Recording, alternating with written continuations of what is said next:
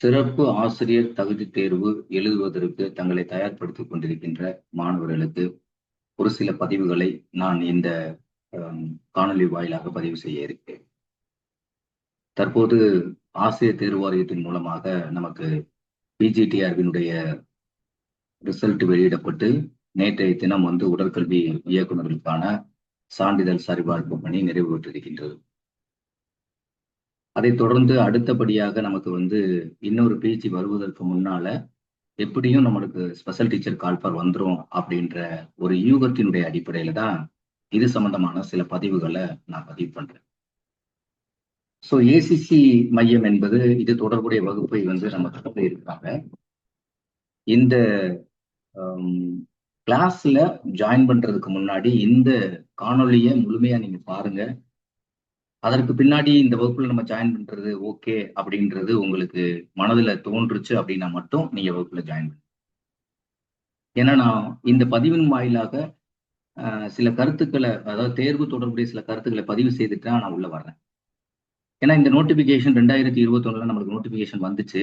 அந்த நோட்டிபிகேஷன் வந்ததுக்கு பின்னாடி வகுப்புகள் சில மையங்கள் தொடங்கினாங்க. அதுல நம்ம மையம் ஏர்லியராகவே நம்ம தொடங்கணும்.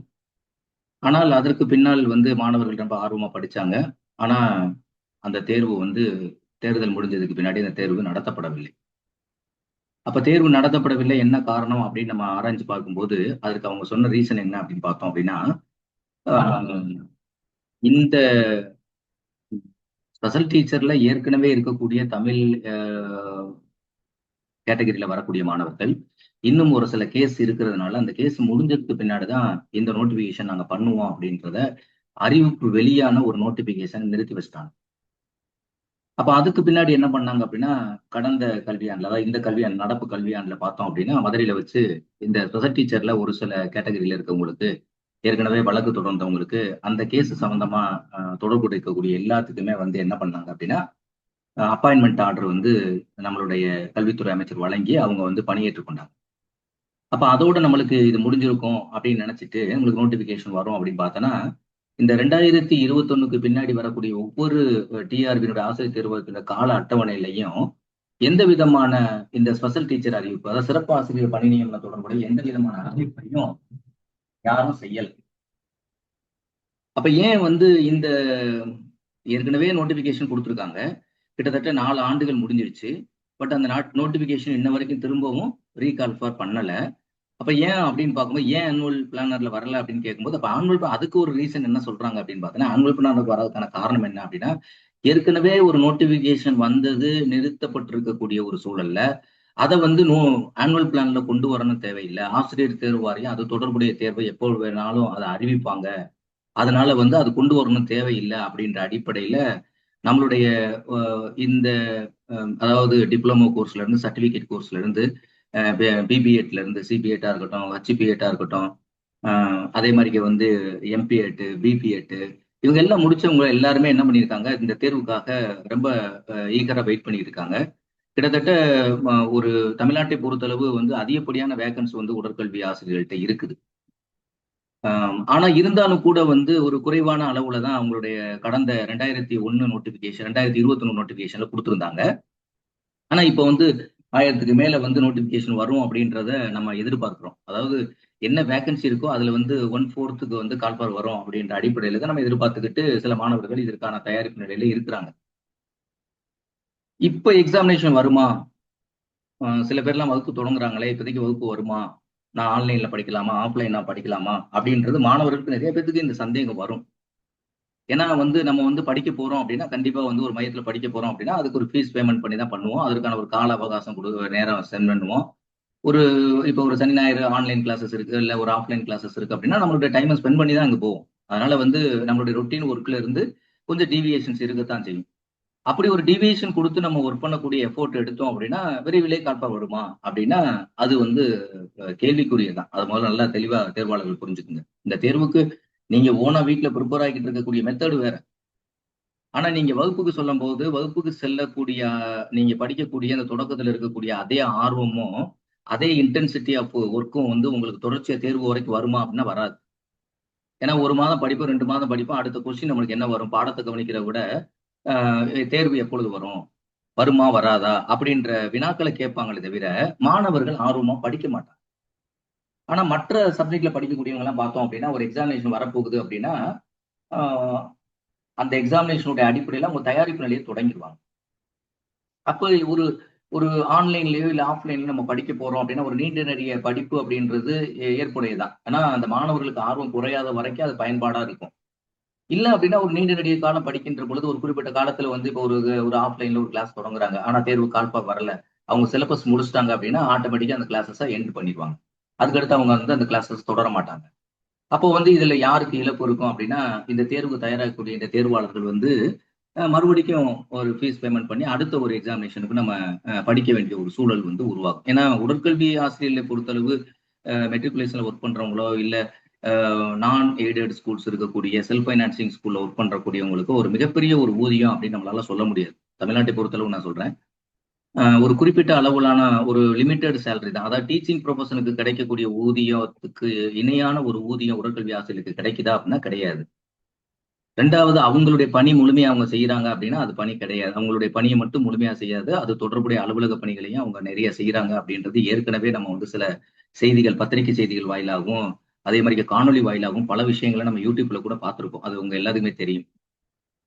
அப்ப இந்த சூழல்ல நமக்கு வந்து தேர்வுக்கு தயார்படுத்துவது சரியா அப்படின்னா, அதனுடைய அடிப்படையில தான் இப்ப நாங்க வந்து என்ன பண்றோம் அப்படின்னா, ஏன்னா இப்ப தற்போது வந்து ஓரிரு மாத காலங்களுக்குள்ள தேர்வு வருவதற்கான எந்த விதமான சாத்தியக்கூறுகளும் கிடையாது.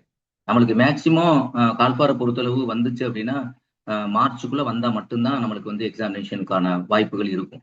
மார்ச்சுக்கு பின்னாடி ஒரு நோட்டிஃபிகேஷன் வருது அப்படின்னா, கடந்த காலத்தை போல தேர்வு முடிஞ்சதுக்கு பின்னாடி அதே எக்ஸாமினேஷன எடுத்துறதுக்கான வாய்ப்புகள் கூட இருக்கு. அப்போ ஒரு மார்ச் வரைக்கும் டெட்லைன் நம்மளுக்கு.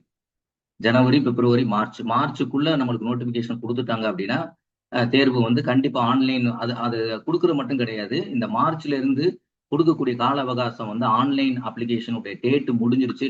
டேட் முடிச்சு அ அந்த எக்ஸாமினேஷன் டேட்ட டிக்ளேர் பண்ணிட்டாங்க அப்படின்னா, ஆட்டோமேட்டிக்கா வந்து தேர்வு நடத்துவதற்கான வாய்ப்புகள் இருக்கு. ஸோ இது வந்து இந்த 3 மாத காலத்துக்குள்ள தேர்வு வருமா அப்படின்னா, நான் 100% சொல்றேன் வருவதற்கான வாய்ப்புகள் 100% கிடையாது. அத திருத்தமா நான் உங்களுக்கு சொல்றேன். ஆனா சரி ஓகே. அப்ப நீங்க வந்து வகுப்புகள் இப்ப ஆப்லயே தொடங்கி இருக்கதா சொல்றாங்களே. நீங்க வந்து நெறைய பேரு உங்களுக்கு தொலைபேசி தொடர்பு கொண்டு, இந்த மாரி ஏசிசில வந்து நீங்க ஆப்ல கிளாஸஸ் தொடங்கி இருக்கதா சொல்றாங்களே. அப்ப இது எதனுடைய அடிப்படையில தொடங்கியிருக்க? இது ஒரு லாஜிக்கான கொஸ்டின். நீங்க கேட்கப்படக்கூடிய வினா கரெக்ட். இப்ப நீங்க வகுப்பு தொடங்குவதற்கான ஒரு காணொலியாகவும் இந்த உங்களுடைய காணொலி நாங்கள் எடுத்துக்கிறோம்னு வச்சுக்கிட்டா கூட, அப்ப இந்த காணொலி வாயிலாக வந்து நீங்களும் வகுப்பு தொடங்குறீங்களா? அப்ப இதனால என்ன பெனிஃபிட்ஸ் இருக்கும் அப்படின்றதையும் நீங்க கேட்கக்கூடிய வினா கரெக்ட் தான். நான் எந்த யூகத்துல தொடங்குறேன் அப்படின்னா, இப்ப நம்மளுடைய இப்ப ஏசிசியை பொறுத்தளவு வந்து நம்மளுக்கு வந்து ஆப் வழியாக தான் இந்த வகுப்பு தொடக்கத்துல நம்ம தொடங்குறோம். ஆப் வழியா தொடங்குறோம் அப்படின்னா இடையில இடையில ஆன்லைன் கிளாஸஸ் இருக்கும். உங்களுக்கு சப்ஜெக்ட் வாரியாக, யூனிட் வாரியாக, தலைப்பு வாரியாக உங்களுக்கு வீடியோ கண்டென்ட் உள்ள இருக்கும். நம்ம நடத்த போறது வந்து இப்ப ஸ்பெஷல் டீச்சரை பொறுத்தளவு 2 எக்ஸாமினேஷன் கான்சன்ட்ரேட் பண்றோம். அதாவது வந்து முதல்ல ஸ்பெஷல் டீச்சர் எக்ஸாமினேஷன் எழுதினவங்க எல்லாருமே பார்த்தோம் அப்படின்னா, உங்களுக்கு ஒன்லி வந்து சப்ஜெக்ட் மட்டும் தான் இருந்துச்சு 8 யூனிட். ஏன்னா 8 யூனிட் கால்பார் பண்ணது அந்த 8 யூனிட் அவங்க எப்ப நம்மளுக்கு குடுத்தாங்க அப்படின்னா 2015ல குடுத்தாங்க. சோ 10 ஆண்டுகளுக்கு மேல ஒரு சிலபஸ கேரி அவுட் பண்ண மாட்டாங்க. ஆனா 10 ஆண்டுகள் நடந்த நிலையில இருக்கிறதுனால, இப்ப நீங்க டிஆர்பி வெப்சைட்ல போய் உங்களுடைய சிலபஸ டவுன்லோட் பண்ணீங்கன்னா, இந்த சிலபஸ் தான் ரிவைஸ் பண்ணியிருக்க மாட்டாங்க. இந்த சிலபஸ் தான் இருக்கும். மேபி இன் கேஸ் வந்து 2026 கேரி அவுட் ஆகுது அப்படின்னா, மேபி சிலபஸ மாத்துறதுக்கான வாய்ப்புகளும் இருக்கு. அது 8 யூனிட்ல இருந்து 10 யூனிட் போறதுக்கான ஒரு வாய்ப்பும் அதுல இருக்கு. 8 யூனிட்டா மாடிஃபிகேஷன் பண்ணிட்டு, இன்னும் கொஞ்சம் சில இன்டென்சிக்கான சப்ஜெக்ட்ஸ உள்ள இன்க்ளூட் பண்ணிட்டு, உங்களுக்கு வந்து 10 யூனிட்ஸா கூட உள்ள கொண்டு வருவாங்க. அப்ப இந்த சாத்தியக்கூறுகளுமே இது இருக்க ஒரு சூழல் நம்மளுக்கு இருக்கு. அப்ப இந்த நிலையில நம்ம வந்து வகுப்பு தொடங்குறோம் அப்படின்னா, அதுக்கு அடிப்படை காரணம் என்ன அப்படின்னா, இப்ப நாங்கள பொறுத்தளவு ஏசிசிய பொறுத்தளவு உங்க எல்லாத்துக்குமே தெரியும். அதாவது வந்து இந்த ஸ்பெஷல் டீச்சர் எக்ஸாமினேஷன் மட்டும் கிடையாது. ஒரு தமிழ்நாட்டுல ஒரு பயோனியர் சென்டர். இந்த சென்டர் தொடங்கப்பட்டது வந்து கிட்டத்தட்ட அரவுண்ட் 2007லயே இந்த சென்டர் தொடங்கியாச்சு. அதற்கு பின்னாடி தான் வந்து கேஎஸ்ஆர் சென்டர் மதுரையா இருக்கட்டும். அதுக்கு பின்னாடி வந்து ரஜினி சார் வந்து சென்னையில நடத்தக்கூடிய கிளாஸஸா இருக்கட்டும்.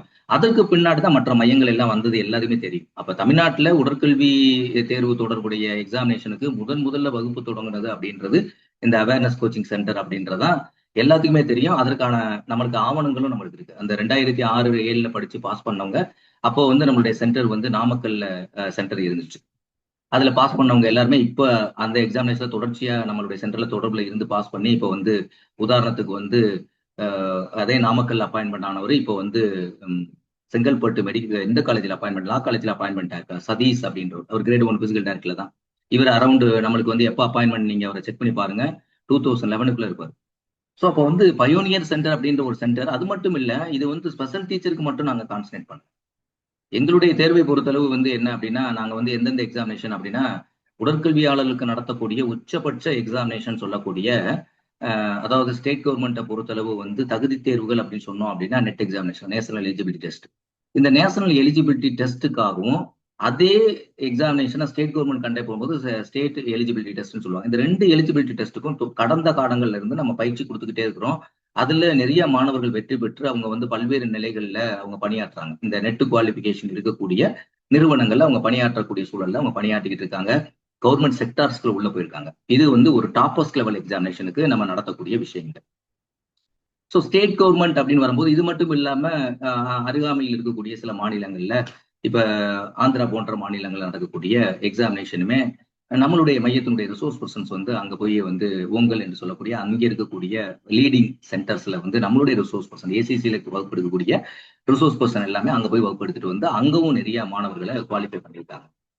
State government, Tamil Nadu state government நடத்தக்கூடியது வந்து அதாவது இந்த எக்ஸாமினேஷனை உடற்கல்வி ரிலேட்டட் இருக்கக்கூடிய ஸ்போர்ட்ஸ் ரிலேட்டட் இருக்கக்கூடிய எக்ஸாமினேஷனை கண்டக்ட் பண்ணக்கூடிய 2 விங்கு தான் கண்டக்ட் பண்றாங்க. ஒன்று என்ன அப்படின்னா, அதற்கான போர்டு வந்து ஸ்கூல் எஜுகேஷன் டிபார்ட்மெண்டா இருக்கட்டும், இல்ல ஹையர் எஜுகேஷன் டிபார்ட்மெண்ட்ல நம்மளுடைய பிசிக்கல் எஜுகேஷனை பொறுத்தவரை லெக்சரர் போஸ்ட் இருந்துச்சுன்னா, சாரி லெக்சர்ல அசிஸ்டன்ட் ப்ரொஃபசர் போஸ்டா இருந்துச்சு அப்படின்னா இதை டிஆர்பி கண்டக்ட் பண்றாங்க. மற்றபடி வந்து காலேஜினுடைய physical director, law college physical director, legal college physical directors, அதே மாதிரி அண்ணா யூனிவர்சிட்டி பிசிக்கல் டைரக்டர்ஸ் வந்து இப்ப டிஆர்பி போர்டு தான் நடத்தி முடிச்சிருக்காங்க. ஆனா மற்ற எல்லா தொழில்நுட்ப கல்லூரிகளில் பணிபுரியக்கூடிய உடற்கல்வி இயக்குநர்கள், அக்ரி காலேஜில் ஒர்க் பண்ணக்கூடிய உடற்கல்வி இயக்குநர்கள், இது எல்லாத்தையுமே இன்ஜினியரிங் காலேஜ் செக்டர்ஸ் இது எல்லாமே அப்பாயின் பண்ணக்கூடிய மோட் ஆஃப் அமைப்பு எது இருக்கு அப்படின்னா டிஎன்பிசி அமைப்பு தான் இருக்கு. ஸோ அப்ப டிஎன்பிசியினுடைய உச்சபட்சம் தமிழ்நாடு கவர்மெண்ட் நடத்தக்கூடியது என்ன அப்படின்னு பார்த்தோம் அப்படின்னா இந்த ஹையர் எஜுகேஷன் எக்ஸாமினேஷன். ஏன் இது வந்து உச்சபட்சம் ஒரு ஒரு ஒரு அதாவது காலேஜ் லெவல் அப்படின்னு போகும்போது அந்த எக்ஸாமினேஷனுடைய இன்டென்சிட்டி வந்து கொஞ்சம் ஹையரா இருக்கும். அதாவது கொஞ்சம் அதிகப்படியா ப்ரிப்பேர் பண்ணணும். ஸ்பெஷல் டீச்சருக்கு ப்ரிப்பேர் பண்ற மாதிரி பண்ண முடியாது. ஏன்னா இது பிஜி லெவலில் நடக்கக்கூடிய எக்ஸாமினேஷனால அதனுடைய சிலபஸினுடைய இன்டென்சிட்டி அதிகமா இருக்கும். அதிகமான தயாரிப்பு நிலை தேவைப்படும்.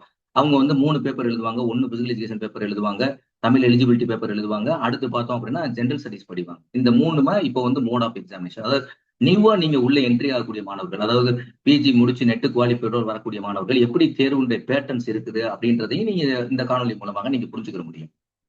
அப்ப இந்த 3 எக்ஸாமினேஷனுக்கு நீங்க தயாராகிட்டு வந்தீங்க அப்படின்னா இப்ப ரெப்யூட்டடா போட்டோம்னா லாஸ்ட் வந்து நம்மளுக்கு வந்து லா காலேஜ்ல வந்து இந்த கல்வியாண்டுல அப்பாயின்மெண்ட் ஆனாங்க 12 பேர் மொத்தம் அப்பாயின்மெண்ட் ஆனாங்க. இதுல வந்து என்னன்னா நேரடியா நம்மகிட்ட படிச்ச மாணவர்கள் தவிர ஏற்கனவே ஏசிசி மூலமா கிரேட் 1 போஸ்ட்ல போன அவங்களையும் சேர்த்து மொத்தம் 8 பேர் வந்து லா காலேஜ்ல 12 பேருக்கு அவுட் ஆஃப் 12 வந்து நம்மளுடைய ஓல்டு ஸ்டூடெண்ட்ஸ். ஒரு சில ஸ்டூடெண்ட்ஸ் நான் படிச்சிருந்தா கூட அவங்களை நான் இன்க்ளூட் பண்ணிக்க மாட்டேன். சில மாணவர்களை நான் உள்ள இன்க்ளூட் பண்ணி சொல்றேன். அப்படி பண்ணா 8 பேர் வந்து லா காலேஜ்ல 12 போஸ்ட்டுக்கு 8 பேர் வந்து லா காலேஜ்ல அப்பாயின்மெண்ட் ஆகி போயிருக்காங்க. அதுக்கு பின்னாடி இப்ப சமீபத்தில் அண்ணா யூனிவர்சிட்டி இப்ப செலக்ட் ஆகி திங்கக்கிழமை தான் போய் வந்து ஜாயின் பண்ணியிருக்காங்க. இப்ப ட்ரைனிங் அவங்களுக்கு போயிட்டு இருக்கு. அப்புறம் ஓரியன்டேஷன் கோர்ஸ்ல போயிட்டு இருக்காங்க. அதுல நம்மளுக்கு நேரடியா நம்மளுடைய மாணவர்கள்ல ஆன்லைன் வாயிலாக வந்த மாணவர்கள் பார்த்து நம்ம பார்க்கும்போது 3 பேர் நம்மளுடைய ஏசிசி மாணவர்கள் செலக்ட் ஆகி உள்ள போயிருக்காங்க. நேற்றைய சர்டிபிகேட் வெரிஃபிகேஷன்ல ஏற்கனவே நீங்க இதுல பார்த்திருக்கலாம். அதாவது வந்து சில குரூப்ல கூட நான் பதிவு பண்ணியிருந்தேன். எத்தனை பேர் ஒவ்வொரு கேட்டகரி வைஸா வந்து பிஜிடிஆர்பிக்கு குவாலிஃபை உடற்கல்வி இயக்குனர் நிலை 1 தேர்வு நடந்து முடிந்த தேர்வுல அந்த தேர்வுல எத்தனை பேர் குவாலிஃபை பண்ணியிருக்காங்கன்னா நான் தொடக்கத்துல வந்து அன்றைய அதை நான் அந்த பதிவுல சொல்லியிருப்பேன் வாட்ஸ்அப் பதிவுலேயே. இன்றைய அவங்க மாணவர்களுக்கு கொடுத்த தகவலுடைய அடிப்படையில 31 பேர் ஒவ்வொரு கேட்டகரி வைஸா வந்து நான் கொடுத்துருந்தேன். பிசியில எத்தனை பேரு, அதே மாதிரி வந்து எம்பிசியில 6, டிஎன்சியில எத்தனை பேரு, எஸ்சி எஸ்டில எத்தனை பேர் இருந்தாங்க, எஸ்சி ஏல எத்தனை பேர் இருந்தாங்க, பிசிஎம்ல எத்தனை பேர் குவாலிஃபை பண்ணியிருந்தாங்க அப்படின்றத நான் டீட்டெயில்ஸாவே நான் கொடுத்துருந்தேன். ஆனா அதுல வந்து அதுக்கு பின்னாடி எனக்கு தொலைபேசியில தொடர்பு கொண்டு அவங்களுடைய மதிப்பெண்கள் நம்ம கொடுத்துருந்தாங்க. அந்த மதிப்பெண் அடிப்படையில் பார்க்கும்போது கிட்டத்தட்ட 39 பேர் சிவி வெரிஃபிகேஷனுக்கு உள்ள போயிருக்காங்க. இந்த 39 பேர்ல ஏன்னா லாஸ்ட் பிஜி டிஆர்பில 53 போஸ்ட்ல நம்மளுடைய சென்டர்ஸ் வந்து அரௌண்ட் வந்து 29 மெம்பர்ஸ் வந்து செலக்ட் ஆகி போனோம். நான் 2 சென்டரை சேர்த்து சொல்றேன். நம்மளுடைய மையத்தில் இருக்கக்கூடிய பிற இடங்கள்ல இருக்கக்கூடிய மையங்கள் சேர்த்து நம்மளுடைய மையத்தில் படிச்சவங்க பார்த்தோம்னா 26 பேர் லாஸ்ட் பிஜி டிஆர்பில போயிருந்தாங்க. இந்த டிஆர்பி அதை விட கூடுதலா நம்ம எதிர்பார்த்த எண்ணிக்கையை விட நம்ம எதிர்பார்த்த எண்ணிக்கை அதிகமா எதிர்பார்த்தோம். பட் இருந்தாலும் கூட 39 பேர் வந்து சிவி வெரிஃபிகேஷன் போயிருக்காங்க. இதுல வந்து மாநிலத்துல 4ஆம் இடம், அதாவது 3ஆம் இடமும் 4ஆம் இடமும் ஒரே மதிப்பெண் தான். அதை வந்து நம்மளுடைய மையத்தில் இருக்கக்கூடிய அருணா அப்படின்றவங்க தான். அவங்க வந்து ஆஃப்லைன் ஸ்டூடெண்ட், நேரடி மாணவர், கிட்டத்தட்ட 2 ஆண்டுகள் வந்து என்கிட்ட படிச்சவங்க. ஸோ அவங்க வந்து இப்ப வந்து 3rd ரேங்க்ல இருக்காங்க. அடுத்தடுத்து 6வது ரேங்கு, அது மாதிரி இந்த மாதிரி ஒரு சில ரேங்க் வந்து நம்மளுடைய டாப் ரேங்க்லயே நம்மளுடைய மாணவர்கள் வர்றாங்க. இப்ப அதுல பார்த்தோம் அப்படின்னு பார்த்தோம்னா 39 பேர்ல எனக்கு தெரிஞ்சு ஒரு 3 அல்லது 4 பேருக்கு மட்டும்தான் வாய்ப்புகள் குறைவா இருக்கும். ஆனா அவங்களுக்கு வாய்ப்புகள் இருக்கிறதுக்கு வாய்ப்பு இருக்கு. இப்போ சில பேர் பார்த்தோம்னா இந்த எக்ஸாமினேஷன்ல குவாலிஃபை டாப் ரேங்க்ல இருக்கக்கூடியவங்க நம்ம சென்டருக்காரங்களே அவங்க ஏற்கனவே அண்ணா யூனிவர்சிட்டியில செலக்ட் ஆகி அண்ணா யூனிவர்சிட்டிக்கு போயிட்டாங்க. இது மாதிரி சில எக்ஸாமினேஷன் போனவங்க இருப்பாங்க இல்ல, ஹையர் எக்ஸாமினேஷனுக்கு. அவங்க இப்ப வந்து இந்த எக்ஸாமினேஷன் எழுதி குவாலிஃபை பண்ணிருக்கணும். அவங்க வர்றதுனால ஓசி மார்க் குறையும், அப்ப மேல ஏறும். அப்ப இந்த எல்லா கேட்டகரிக்கும் வர்றதுக்கு வந்து நம்மளுக்கு மதிப்பெண் நம்மளுடைய சென்டர்ல செலக்ட் ஆனவங்க எல்லாத்துக்குமே கிடைக்கும் அப்படின்ற நம்பிக்கை இருக்கு. பட் இருந்தாலும் 1 or 2 கேண்டிடேட் 3 கேண்டிடேட்டுக்கு வெளியில வரதுக்கான வாய்ப்பு இருக்கு. சிவி கிடைச்சாலும் கூட 1 or 2 கேண்டிடேட் வெளியில வரதுக்கான வாய்ப்புகள் நிறைய இருக்கு அப்படின்றத நான் அவங்களுக்கே தொலைபேசியிலேயே நான் சொல்லியிருக்கேன், குரூப்லயே நான் பதிவு பண்ணிருக்கேன். அது எல்லாத்துக்குமே தெரிஞ்ச விஷயம். ஸோ அப்போ வந்து இப்போ நம்ம வந்து என்ன அப்படின்னா, குறிப்பா வந்து நான் ஸ்பெஷல் டீச்சருக்கு வர்றேன். ஸோ நான் ஸ்பெஷல் டீச்சர் ஏன் வந்து இப்போதைக்கு நான் வந்து எப்படி ஸ்பெஷல் டீச்சர் தொடங்குறேன் அப்படின்னா, முதல்ல என்ன அப்படின்னா உங்களுடைய, அதாவது நீங்க லாங் டேர்ம் ப்ரிப்பரேஷனுக்கு தயார். இப்போ வந்து ஒரு மியூச்சுவல் ஃபண்ட் இருக்கு. மியூச்சுவல் ஃபண்ட்ல போய் நம்ம ஒரு இன்வெஸ்ட் பண்ண போறோம் அப்படின்னா, எடுத்த உடனே வந்து உடனே இப்போ ஒரு வீடு கட்ட ஆரம்பிக்கிறோம் அப்படின்னா உடனே வீடை கட்டி முடிக்க முடியாது. அதுக்கான ப்ராசஸ் வந்து ஒரு கிட்டத்தட்ட 1 இயர் 2 இயர்ஸ் போகும் ப்ராசஸ். அது மாதிரியே தான். இப்ப நான் வந்து படிக்கணும்னு விரும்புறேன். ஆனா நான் லாங் டேர்ம் படிக்கிறதுக்கு நான் தயாரா இருக்கேன். நீண்ட நெடிய காலம் படிச்சேன். இப்ப மியூச்சுவல் ஃபண்ட்ல நீண்ட நெடிய காலம் நம்ம போடுறோம் அப்படின்னு ஒரு 10 வருஷத்துக்கு மேல போனாவே நம்மளுக்கு வந்து அந்த வெல்த் கிரியேஷன் பார்த்தோம் அப்படின்னா அந்த அமௌண்ட் வந்து அதிகமாகும். அதோட வேல்யூஷன் கூடியிருக்கும். அதே மாதிரிக்கு வந்து நீங்க வந்து இப்ப ஸ்பெஷல் டீச்சரை பொறுத்தளவு நான் வகுப்பு தொடங்குறதுக்கு 2 ரீசன் தான். ஒண்ணு என்ன அப்படின்னு பார்த்தோன்னா, இப்போதைக்கு நான் வந்து ஆப் வழியா தான் தொடங்குறேன். ஆப்ல வரக்கூடிய மாணவர்களுக்கு இணைய வழியாகவும் நம்ம வகுப்பு எடுப்போம். இணைய வழி பிளஸ் ஆப் 2 வழியாவுமே நம்ம எடுக்கிறோம். ஆன்லைன், அதாவது இணைய வழியா மீன்ஸ் என்ன அப்படின்னா ஜூம் இணைப்பு மூலமா உங்களுக்கு கிளாஸஸ் கண்டினியூ ஆகும். பிளஸ் அது தவிர வந்து உங்களுக்கு வந்து ஆப்ல எல்லா வீடியோ கண்டென்ட்டுமே டாபிக் வைஸா உங்களுக்கு உள்ள கொண்டு வந்துரும்.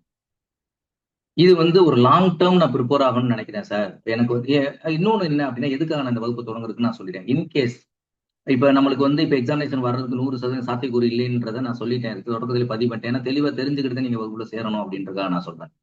அப்ப வந்து தொடங்கலை அப்படின்னு தெரிஞ்சிச்சு. அப்ப நீங்க ஏன் சார் ஸ்டார்ட் பண்றீங்க அப்படின்னா, இன்னும் வந்து நம்மளுக்கு என்ன அப்படின்னா, இனி அடுத்த டிஆர்பினால ஒரு எக்ஸாமினேஷன் நம்மளுக்கு உடற்கல்வி சம்பந்தமா ஒரு ரிலேட்டட் எக்ஸாமினேஷன் வருது அப்படின்னா, அது உடற்கல்வி ஆசிரியர் தேர்வா தான் இருக்கும். இந்த ஸ்பெஷல் டீச்சர் எக்ஸாமினேஷன் தேர்வா தான் இருக்கும். அது வந்து எலெக்ஷன் முடிஞ்சதுக்கு பின்னாடி கூட வரலாம். அப்ப நம்ம வந்து அந்த நேரத்துல எக்ஸாமினேஷன்ல படிச்சு நம்மளுக்கு வேலை, ஏன்னா இது வந்து ஒரு பல்கா போடக்கூடிய போஸ்ட். அது வந்து பல்கா போட்டாங்க அப்படின்னா உடற்கல்வி இயக்குனர் மாதிரி 100 150 அந்த அந்த ரேஞ்சில தான் உங்களுக்கு உடற்கல்வி ஆசிரியருமே கால்ஃபர் பண்ணுவாங்க. அப்ப ஏற்கனவே படிச்சுக்கிட்டு இருக்கக்கூடிய மாணவர்கள், ஏற்கனவே தயாராகி கொண்டிருக்கின்ற மாணவர்கள், புதிதாக கோர்ஸ் முடிச்சுட்டு வந்திருக்க மாணவர்கள், உங்களை வந்து நீங்க ஒரு கிட்டத்தட்ட 1 ஆண்டு கால பயணக்குள்ள, இப்ப நாங்க உங்களை உள்ள ஆப்புக்குள்ள கொண்டு எல்லா மாணவர்களுமே, அதாவது ஆன்லைன் ஆஃப்லைன் ஸ்டூடெண்ட்ஸ் எல்லாருமே வந்து ஒரே ஆப்புக்குள்ள தான் வருவாங்க. ஆன்லைன்ல வர்றவங்க, ஆப்ல வர்றவங்க. நீங்க ஆப்ல வர்றவங்க கிளாஸஸ் வந்து எந்த விதமான இது உங்களுக்கு குரூப் இருக்கும். பட் நீங்க ஜாயின் பண்ணதுக்கு பின்னாடி அதுல என்ன இன்டிமேஷன்ஸ் ஒர்க் என்னென்ன அப்லோட் பண்றாங்கன்றத சொல்லுவாங்க. அதே ஆப்ல தான் ஆன்லைன் ஸ்டூடெண்ட்ஸ் உள்ள இருப்பாங்க, ஆஃப்லைன் ஸ்டூடெண்ட்ஸ் இருப்பாங்க. 3 பேருமே ஆப்புக்குள்ள இருப்பாங்க. ஏன்னா 3 பேருமே ஒரு கற்றல் கற்பித்தல் பணி என்பது வந்து ஒரு ஷார்ட் பீரியட் கிடையாது. தொடர்ச்சியா வீடியோ கேட்கணும். தொடர்ச்சியா வீடியோனுடைய அடிப்படையில தான் நம்மளுக்கு வினாக்கள் கேட்பாங்க. மெட்டீரியல்ஸை விட அதை ரொம்ப தெளிவா புரிஞ்சுக்கணும். அப்போ ஒரு லாங் டேர்ம்ல திரும்ப திரும்ப வீடியோக்கள் கேட்கும் போது அவங்களுக்கு சப்ஜெக்ட்ல ஒரு மாஸ்டர் ஆகக்கூடிய என்ன கொஸ்டின் கேட்டாலும் விடையளிப்பதற்கான ஒரு வாய்ப்புகள், சாத்தியக்கூறுகள் இருக்கு. நம்மளுக்கு வந்து ஒரு இதுல வந்து என்ன type of question, analytical question கேட்கட்டும், இல்ல பேசிக் கொஸ்டின் இருக்கட்டும், எந்த அடிப்படையில் என்ன கொஸ்டின் கேட்டாலும் எல்லா வினாக்களுமே விடையளிப்பதற்கு ஏற்றார் போலதான் நம்மளுடைய வீடியோ கண்டென்ட் வந்து ரொம்ப குவாலிட்டியான கண்டென்ட்டா தான் உள்ள இருக்கும். நம்மளுடைய ரிசோர்ஸ் பர்சன்ஸ் அப்படித்தான் எடுப்பாங்க வகுப்பை பொறுத்தளவு. அப்ப இந்த 2 அடிப்படையில தான் நம்ம வகுப்பை தொடங்குறோம். இப்ப வந்து ஆஃப்லைன் கிளாஸஸ் பொறுத்தளவு நம்ம எப்ப தொடங்குறோம் அப்படின்னா, Karur Cheran college of physical education அதுலதான் நம்மளுக்கு வந்து ஆஃப்லைன் கிளாஸஸ் வந்து தொடங்க போகுது. அது எப்படின்னா, நம்மளுடைய மார்ச்சினுடைய இறுதியில நம்மளுக்கு வகுப்பு தொடங்கலாம். மார்ச் மாதத்தினுடைய 2nd வீக் ஆர் 3rd வீக்ல தான் நம்மளுக்கு வந்து நேரடி வகுப்புகளை நம்ம தொடங்க போறோம். ஒருவேளை நீங்க நேரடி வகுப்பு நான் டைரக்டா படிக்கணும்னு நீங்க விருப்பப்பட்டாலும் கூட, இப்ப நேரடி வகுப்பு நடத்தும் போது நம்மளுக்கு அன்றைய தினம் என்ன ஃபீஸ் பிக்சேஷன் பண்றோமோ, இப்ப நீங்க ஆப்லயும் அப்புறம் வந்து நீங்க உள்ள வரத்தான் போறீங்க.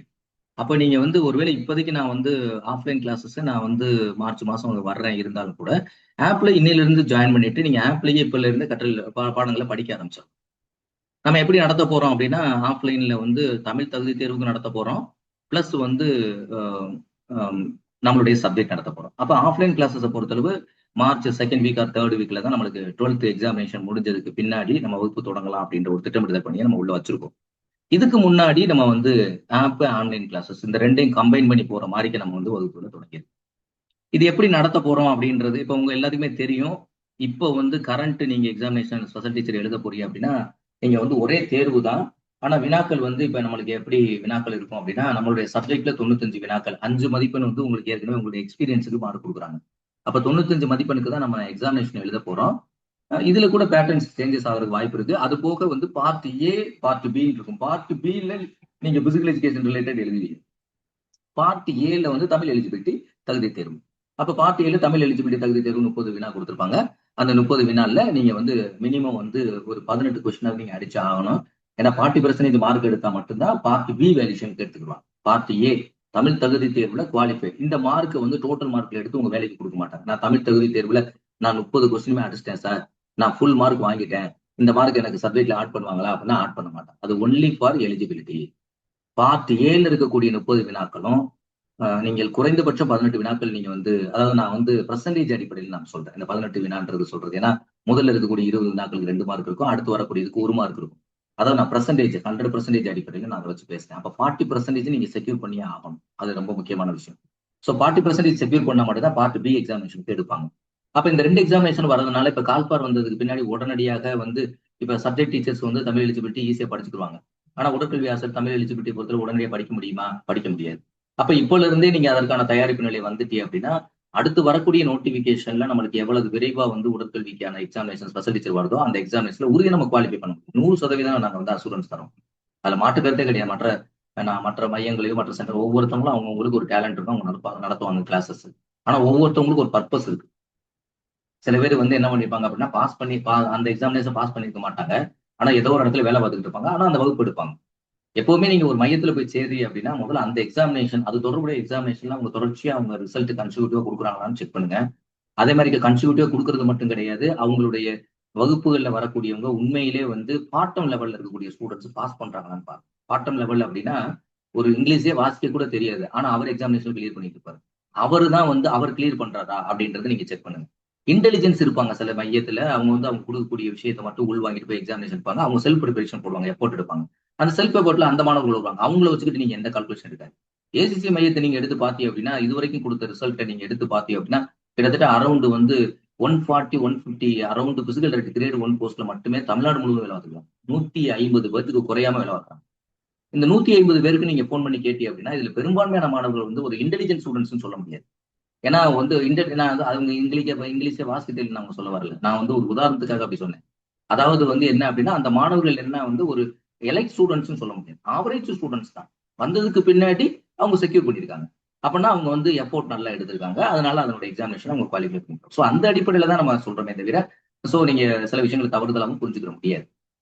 அதே மாதிரி ஸ்பெஷல் டீச்சர்ல லாஸ்ட் ஸ்பெஷல் டீச்சர் கிட்ட அரௌண்ட் 160 மெம்பர்ஸ்க்கு மேல நம்மளுடைய குறிப்பா வந்து அதிகமான வேலை பார்க்கக்கூடியது நாமக்கல் மாவட்டம், கரூர் மாவட்டங்கள்ல தான் நம்மளுடைய ஸ்பெஷல் டீச்சர்ஸை பொறுத்தளவு அதிகமா வேலை பார்க்குறாங்க. ராமநாதபுரம் மாவட்டம் இந்த மாதிரி மாவட்டங்கள் எல்லாம் கொஞ்சம் அதிகமா வேலை பார்க்குறாங்க நம்மளுடைய மாணவர்கள். மற்ற மாவட்டங்கள்ல கொஞ்சம் கொஞ்சம் மற்ற எல்லா மாவட்டத்திலுமே இருக்காங்க. தூத்துக்குடியா இருக்கட்டும், கன்னியாகுமரியா இருக்கட்டும், திருநெல்வேலியா இருக்கட்டும், எல்லா மாவட்டத்திலுமே கிரேடு 1 இருக்காங்க. ஸ்பெஷல் டீச்சர்ஸ் நம்மளுடைய ஸ்டூடெண்ட்ஸ் ஒர்க் பண்ணிட்டே இருக்காங்க தமிழ்நாடு முழுவதும். அதுல எந்த மதுரை மாவட்டத்தில் ஒர்க் பண்றாங்க, திண்டுக்கல்ல ஒர்க் பண்றாங்க, எல்லா மாவட்டத்திலுமே ஒர்க் பண்ணிட்டு இருக்காங்க. சென்னை வரைக்கும் ஒர்க் பண்றாங்க நம்மளுடைய ஸ்டூடெண்ட்ஸ். இப்ப நம்ம இந்த எக்ஸாமினேஷன் எப்படி இப்ப எக்ஸாமினேஷன் பேட்டர்ன் தெரிஞ்சுக்கிச்சு. அப்ப தமிழுக்காக தான் நம்ம இப்ப லாங் டேர்ம் ப்ரிப்பரேஷன் உள்ள போறோம். அது போக சப்ஜெக்ட் கொஞ்சம் கொஞ்சமா படிச்சுட்டு வருவோம். ஒருவேளை இன்கேஸ் சிலபஸ் சேஞ்சஸ் வந்தா கூட அப்போதைக்கு நம்ம வந்து அந்த ரிமைனிங் இப்ப என்னென்ன சேஞ்சஸ் வராதுன்னு எனக்கு தெரியும். அந்த அடிப்படையில வந்து ஒருவேளை சேஞ்சஸ் வர்ற மாதிரி இருந்துச்சு அப்படின்னா அந்த பகுதியை நம்ம இப்ப கவர் பண்ண மாட்டோம். சேஞ்சஸ் வரக்கூடிய டாபிக்ல ஒருவேளை இன்க்ளூடிங் ஆகுது அப்படின்னா அந்த இன்க்ளூடிங் ஆகுது நம்ம பின்னாடி கவர் பண்ணிக்கலாம். அப்ப இப்ப வந்து நீங்க ஒரு கிளாஸ்ல ஜாயின் பண்றீங்க அப்படின்னா எங்கிட்ட 1 இயர் வந்து ஆப்புக்குள்ள இருப்பீங்க. இப்ப 1 இயர் ஆப்புக்குள்ள உள்ள வரும்போது நீங்க ஒரு பேமெண்ட் பண்ணிட்டு உள்ள வருவீங்க. ஏன்னா ஆப்புக்கு நாங்க 2 கட்டியே ஆகணும். இப்ப நாங்க என்ன உங்கள்கிட்ட ஃபீஸ் வாங்குறோமோ அது ஒரு குறிப்பிட்ட ஃபீஸ் வந்து ஆப்புக்காரவங்க எடுத்துக்கிடுவாங்க. ஏன்னா அவங்க தான் வந்து ஸ்டோரேஜுக்கான இடம் கொடுக்குறாங்க. அதாவது நாங்க எந்த அளவுக்கு ஃபிக்ஸ் பண்றோமோ அதுல 50%க்கு மேல ஆப்புக்காரவங்க வாங்கிடுவாங்க. வாங்கிட்டு மீத அமௌண்ட் தான் நம்மளுக்கு வந்து டைரக்டா வந்து நம்மளுக்கு அவங்க தான் நம்மளுக்கு பணமே அவங்க மூலமா தான் நம்மளுக்கு வரும்.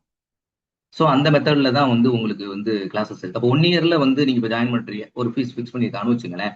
இப்ப நீங்க இந்த ஃபீஸ்ல வந்து என்ன அப்படின்னா, நாங்க உங்களுக்கு என்ன அசூரன்ஸ் இப்ப குடுக்குறோம் அப்படின்னா 2 பாயிண்ட்ல ஒண்ணு குடுக்குறோம்.